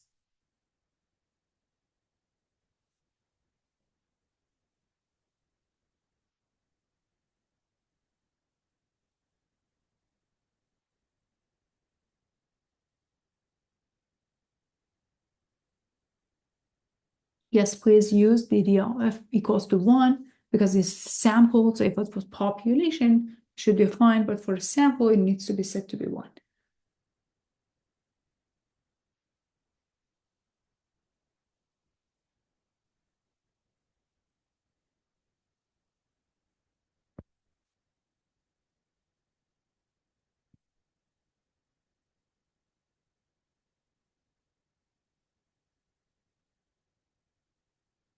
We can also find our t-value. Make sure to import t from SciPy stats. Set the degrees of freedom to be 11 and the confidence level to be 90%. Let me type it in the chat for you. So for those of you who are running the code,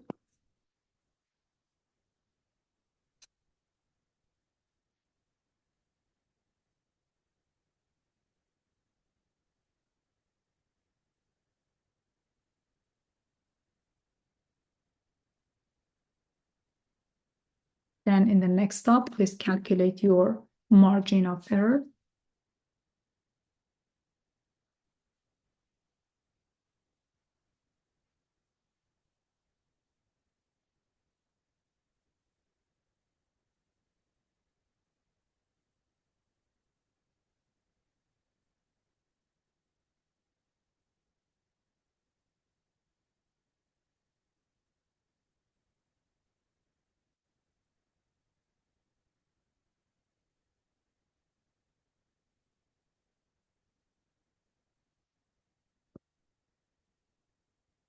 And then your lower bound and upper bound.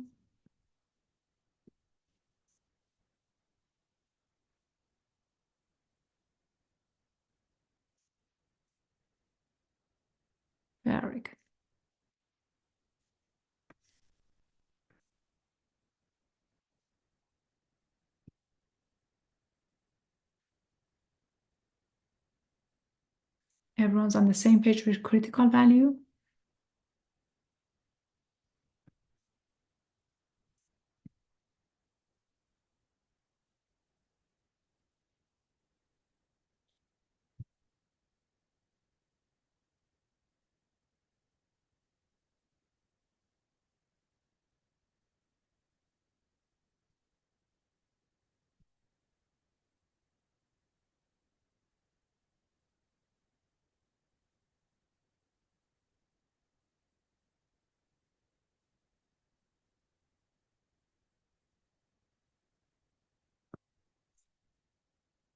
So again, the critical value should be the same with more accuracy.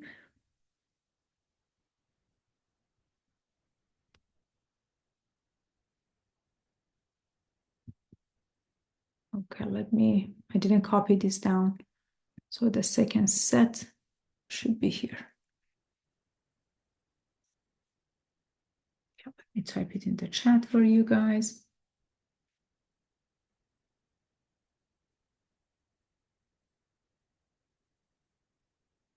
Give me a moment.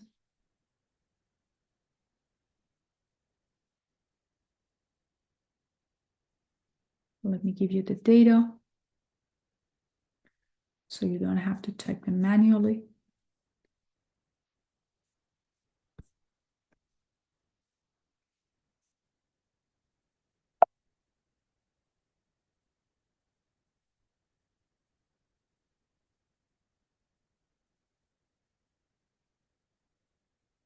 Here we go.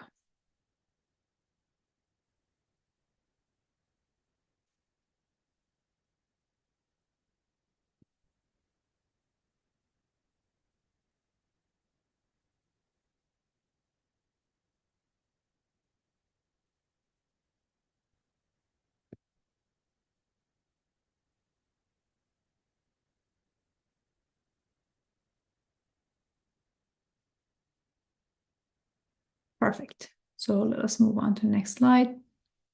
We have the given values. You already calculated everything. The standard deviation for the first sample, standard deviation for the second sample. You have your sample sizes. Now calculate the margin of error.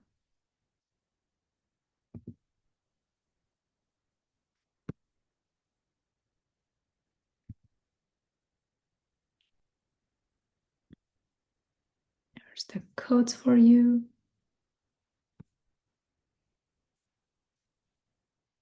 Margin of error.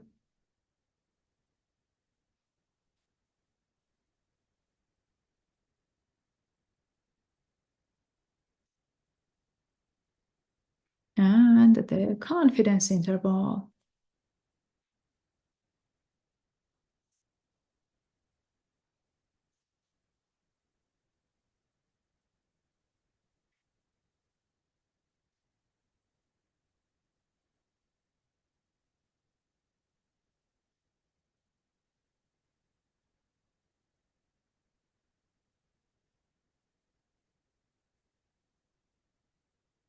So your confidence interval should be a little bit different from what we had manually.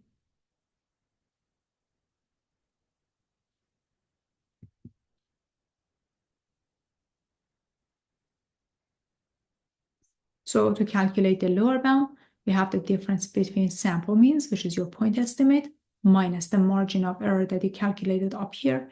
And for the upper bound, you have the difference between sample means plus the margin of error, which is your distance.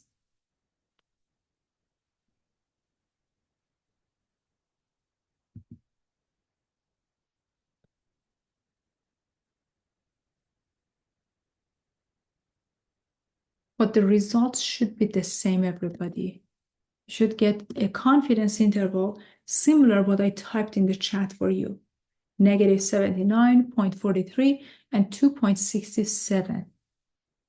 And again, because the confidence interval contains 0, it suggests that there is not a significant difference between the mean heights in the first population and the second population.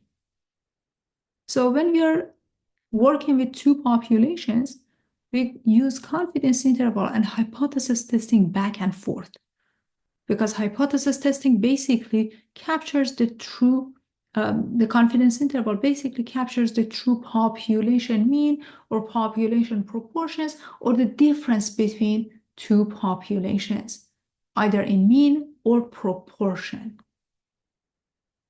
And hypothesis testing basically help us to support or decline a claim about one population or two populations, as you saw before.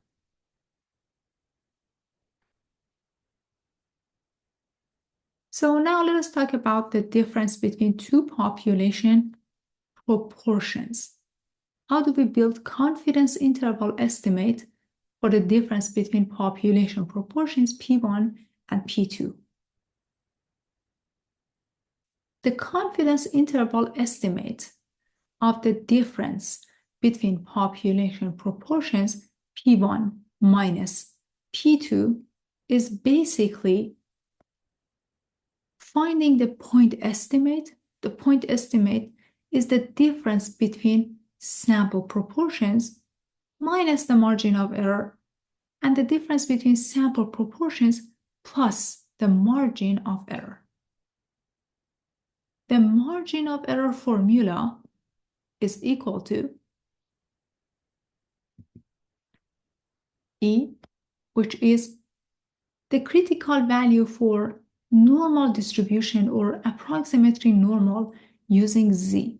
But if you don't have that piece of information, you're going to use T as we discussed in hypothesis testing, times the standard error, which is the square root of P1 hat, Q1 hat over N1 plus P2 hat, Q2 hat divided by N2.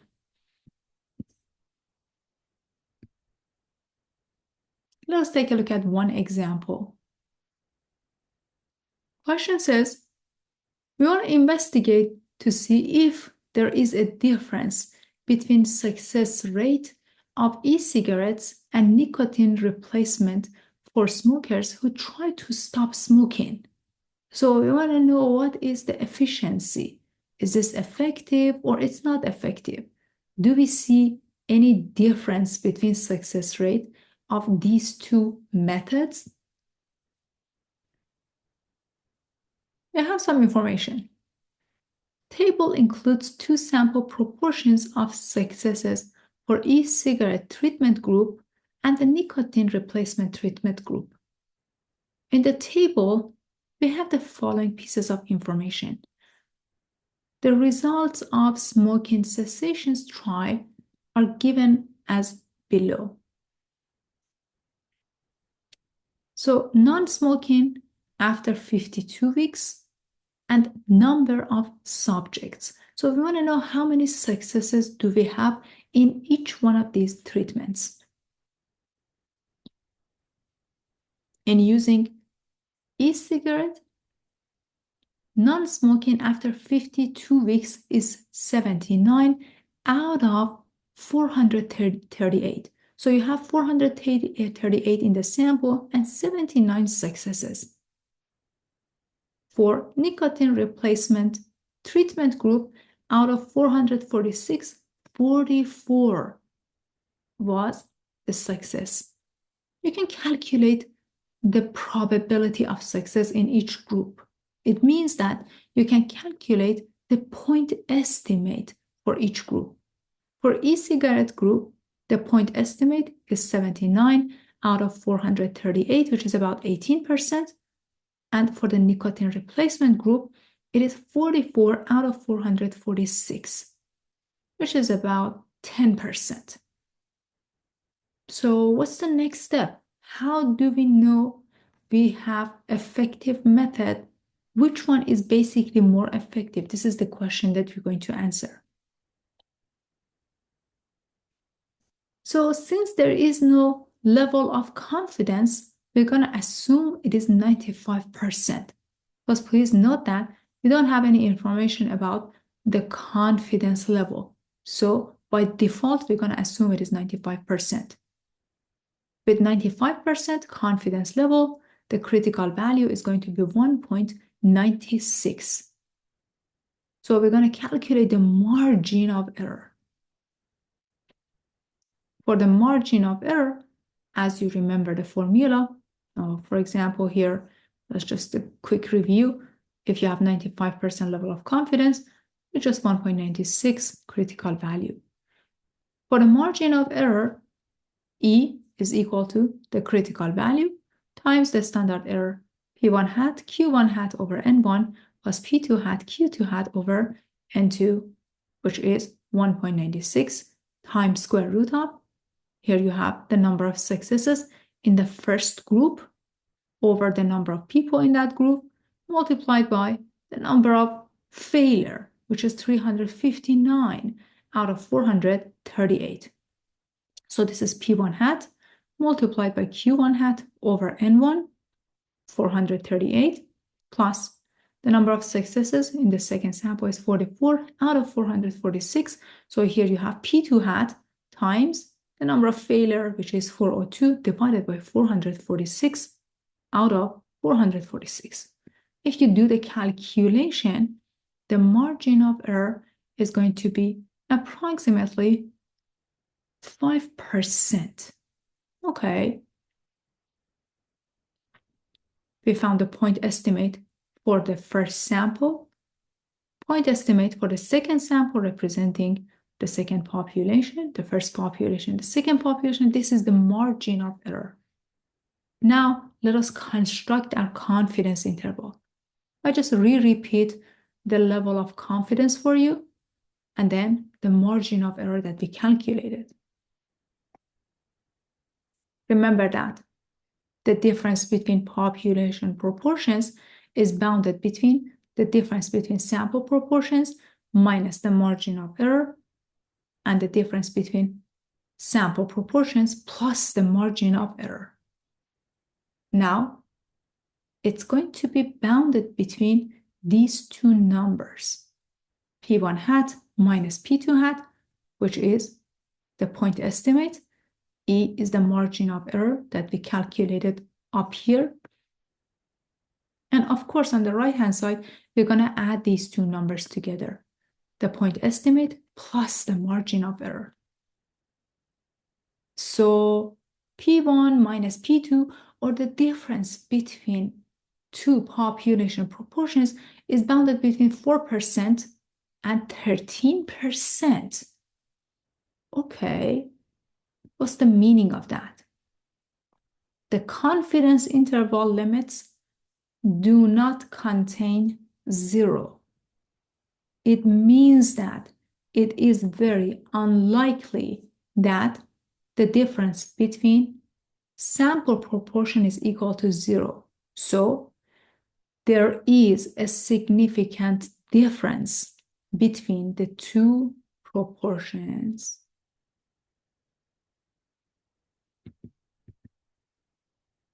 Again, the confidence interval that you constructed doesn't include 0, suggesting that it is very unlikely that the difference between point estimates becomes 0. So there is a significant difference between the two proportions, but it doesn't tell us which one is more effective, right? It just says the difference is significance between two population proportions.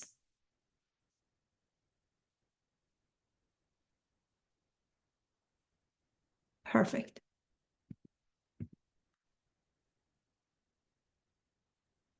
Let's take a look at a few lines of codes. Try to make this work on our end. First of all, import math. N1 is the first sample size, 438. The second sample size is 446. The number of successes in the first sample, let us set it to 79. The second sample has success rate of 44 out of 446.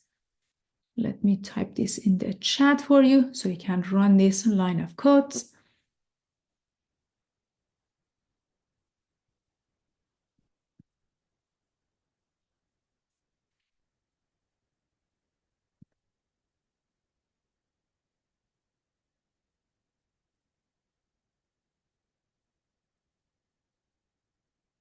So in your view as a data scientist, what is the very first step?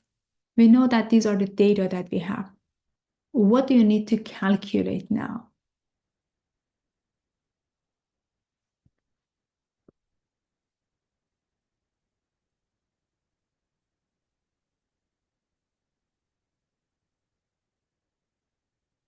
Very good. We need to find the difference between point estimates. The point estimates are basically your p-hats. You can calculate P1, calculate P2. You can rename them, anything that you like. P1 hat, P2 hat, or anything that you like. As long as you're remembering that what's the name of your variable, you should be fine. Just make sure to name them the way that when you're going back and take a look at them, you know what they are.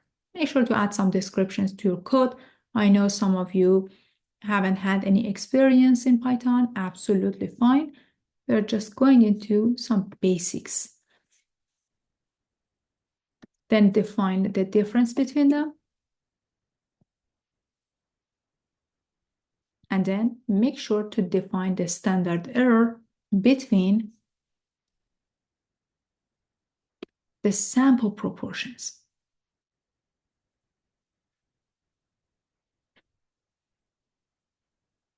Take your time.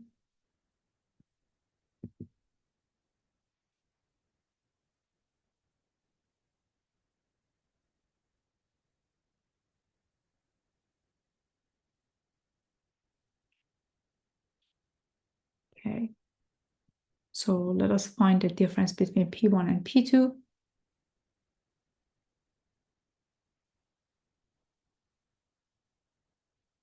And now find the standard error of the difference in proportions for me.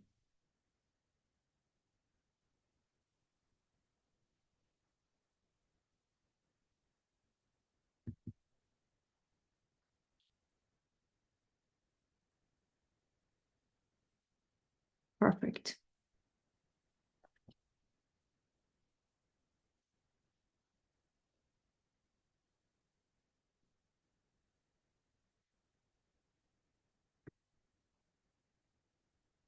Again, your code might be a little bit different. Absolutely fine. You can directly calculate the z value, or basically, as you remember z, you can just type it into your Python code.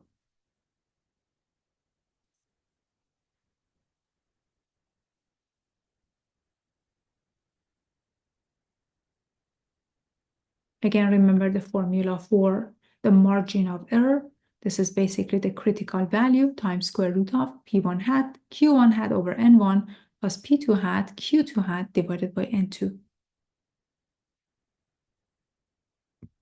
So your margin of error is basically calculating ZC or your critical value.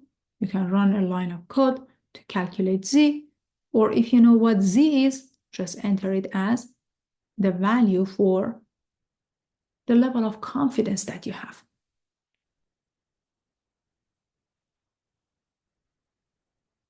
And the margin of error is basically your Z times the standard error.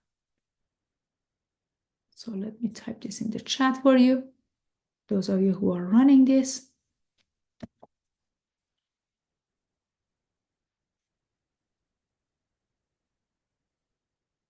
And finally, calculate your confidence interval.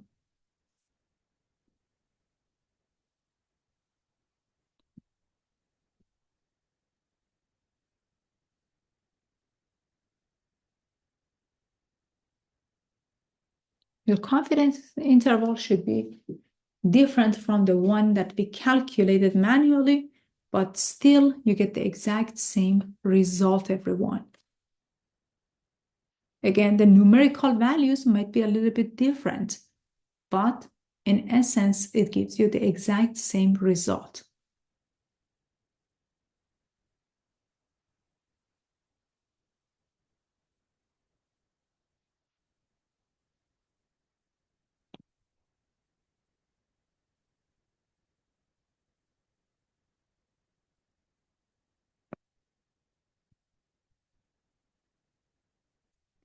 And the last topic for tonight is the matched pairs.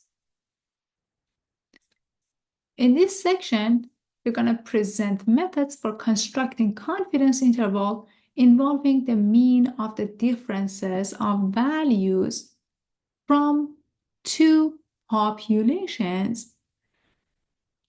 Basically, those populations consist of matched pairs.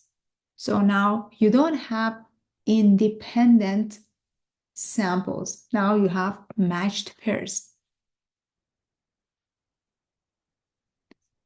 The pairs must be matched according to some association or relationship, such as the following. So I listed some of them for you: before, after measurement.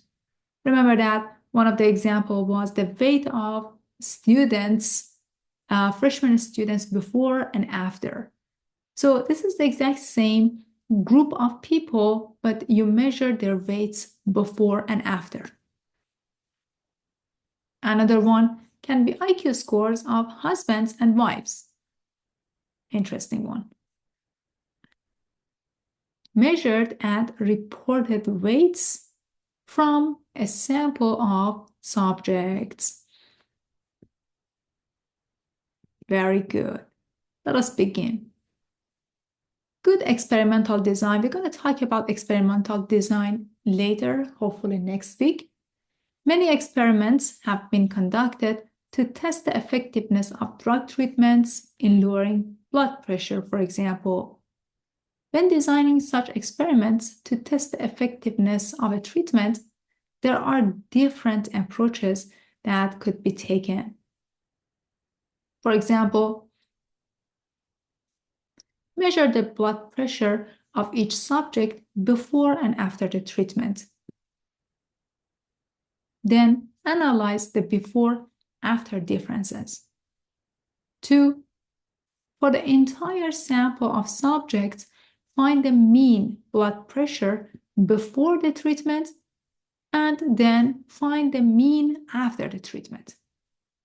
Number 3, obtain a random sample of subjects and use randomness to separate them into one sample given the treatment and another sample given a placebo.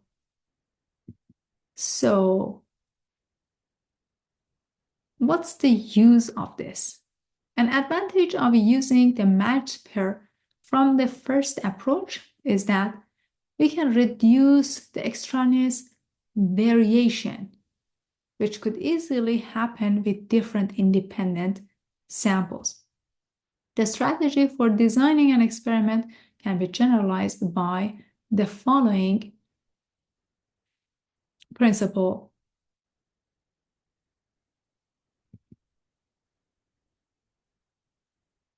So basically, when designing an experiment or planning an observational study,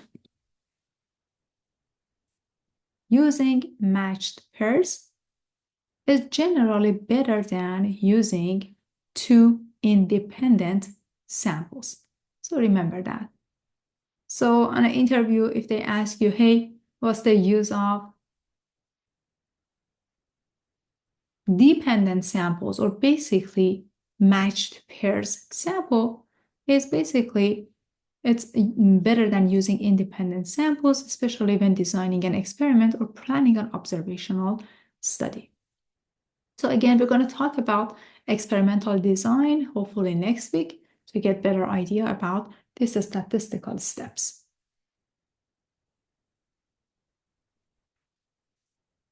Notation for matched pairs. D is denoted as the individual difference between the two values in a single matched pair. Mu sub D is the mean value of the differences, like D for the population of all matched pairs of data. D bar is the mean value of the differences, D for the paired sample data. S sub D is the standard deviation of the differences, D for the paired sample data, and N is the number of pairs of sample data. What are the requirements? The sample data are matched pairs.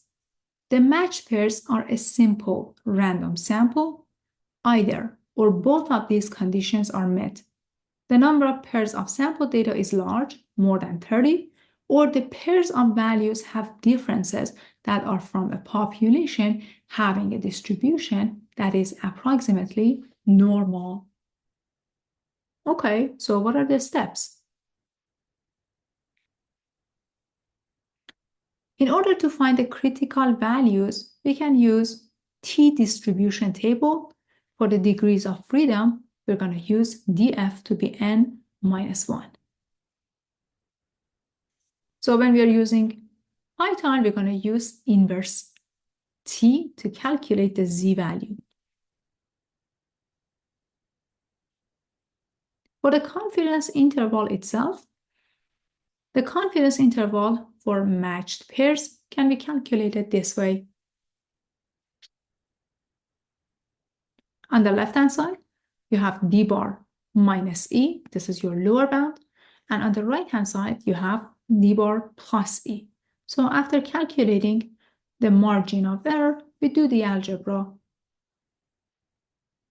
Remember that the margin of error also follows a different formula. The critical value times S sub d divided by square root of n. And again, the degrees of freedom is going to be n minus 1. So let us go over one example. Try to feel more comfortable about this subject. Are people honest about their weight? It's a common belief that if you ask someone how much they weigh, you tend to get a number that is somewhat lower than the number that you would get by using a scale to actually weigh them. Listed below are measured and reported weights of random male subjects. So let us take a look at the data that we have measured and reported. So for example, when you go to doctor and they say, hey, how much you weigh? You answer 1, and then they look at your ID, you have another weight, and then they put you on a scale and they measure you as well. So the subjects are divided into 8 subjects. Subject 1, measured weight is 152.6. The second subject weight is measured as 149.3. The third subject weight is 174.8, and so on. And then the reported weight is, well, for the first subject, it is 150. The second subject is 148. The third subject is 170. But as you can see, there are differences between the measured weight and the reported weight. We want to construct a 90% confidence interval that estimates mu sub d, which is the mean of the differences between measured weights and reported weights of males. So from the table, if we find a difference between measured weights and reported weights, these are the differences that we get.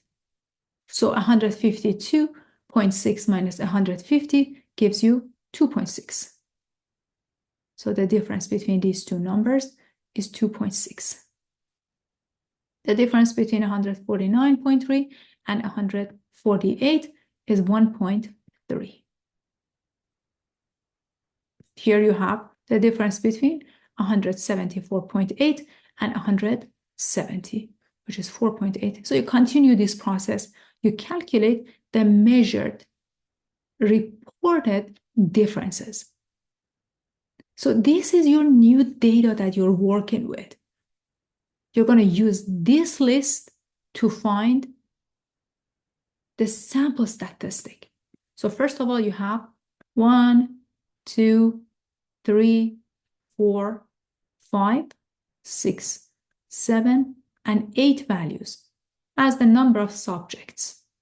D is 1.425 and S sub D is equal to 5.18, 12, 16.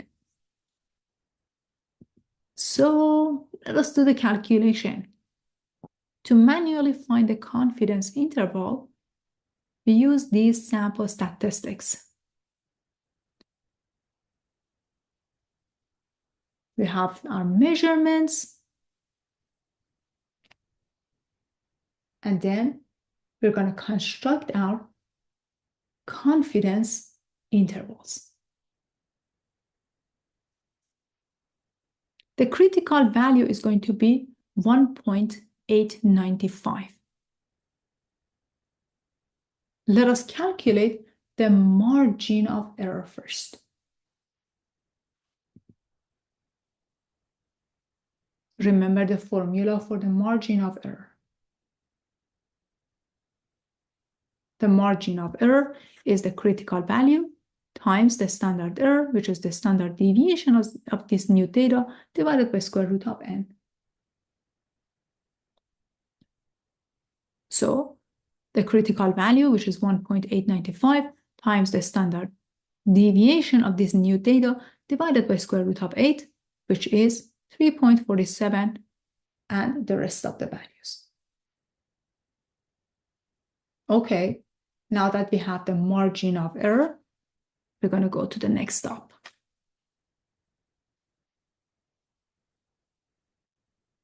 We now find the confidence interval. For the confidence interval itself, we know that the mean difference is bounded between d bar minus e and d bar plus e. Very good. So if you found the lower bound and the upper bound, these are the values that you have.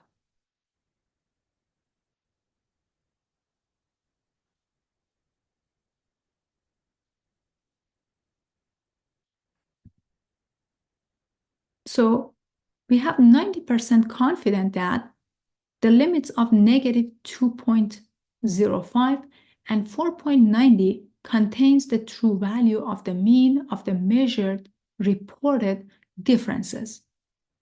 In the long run, 90% of such samples will lead to confidence interval limits that actually do contain true population mean of those differences. So we see that the confidence interval basically includes 0. So your conclusion is that it's very possible that the mean of differences is equal to 0, indicating that there is no significant difference between measured weights and reported weights.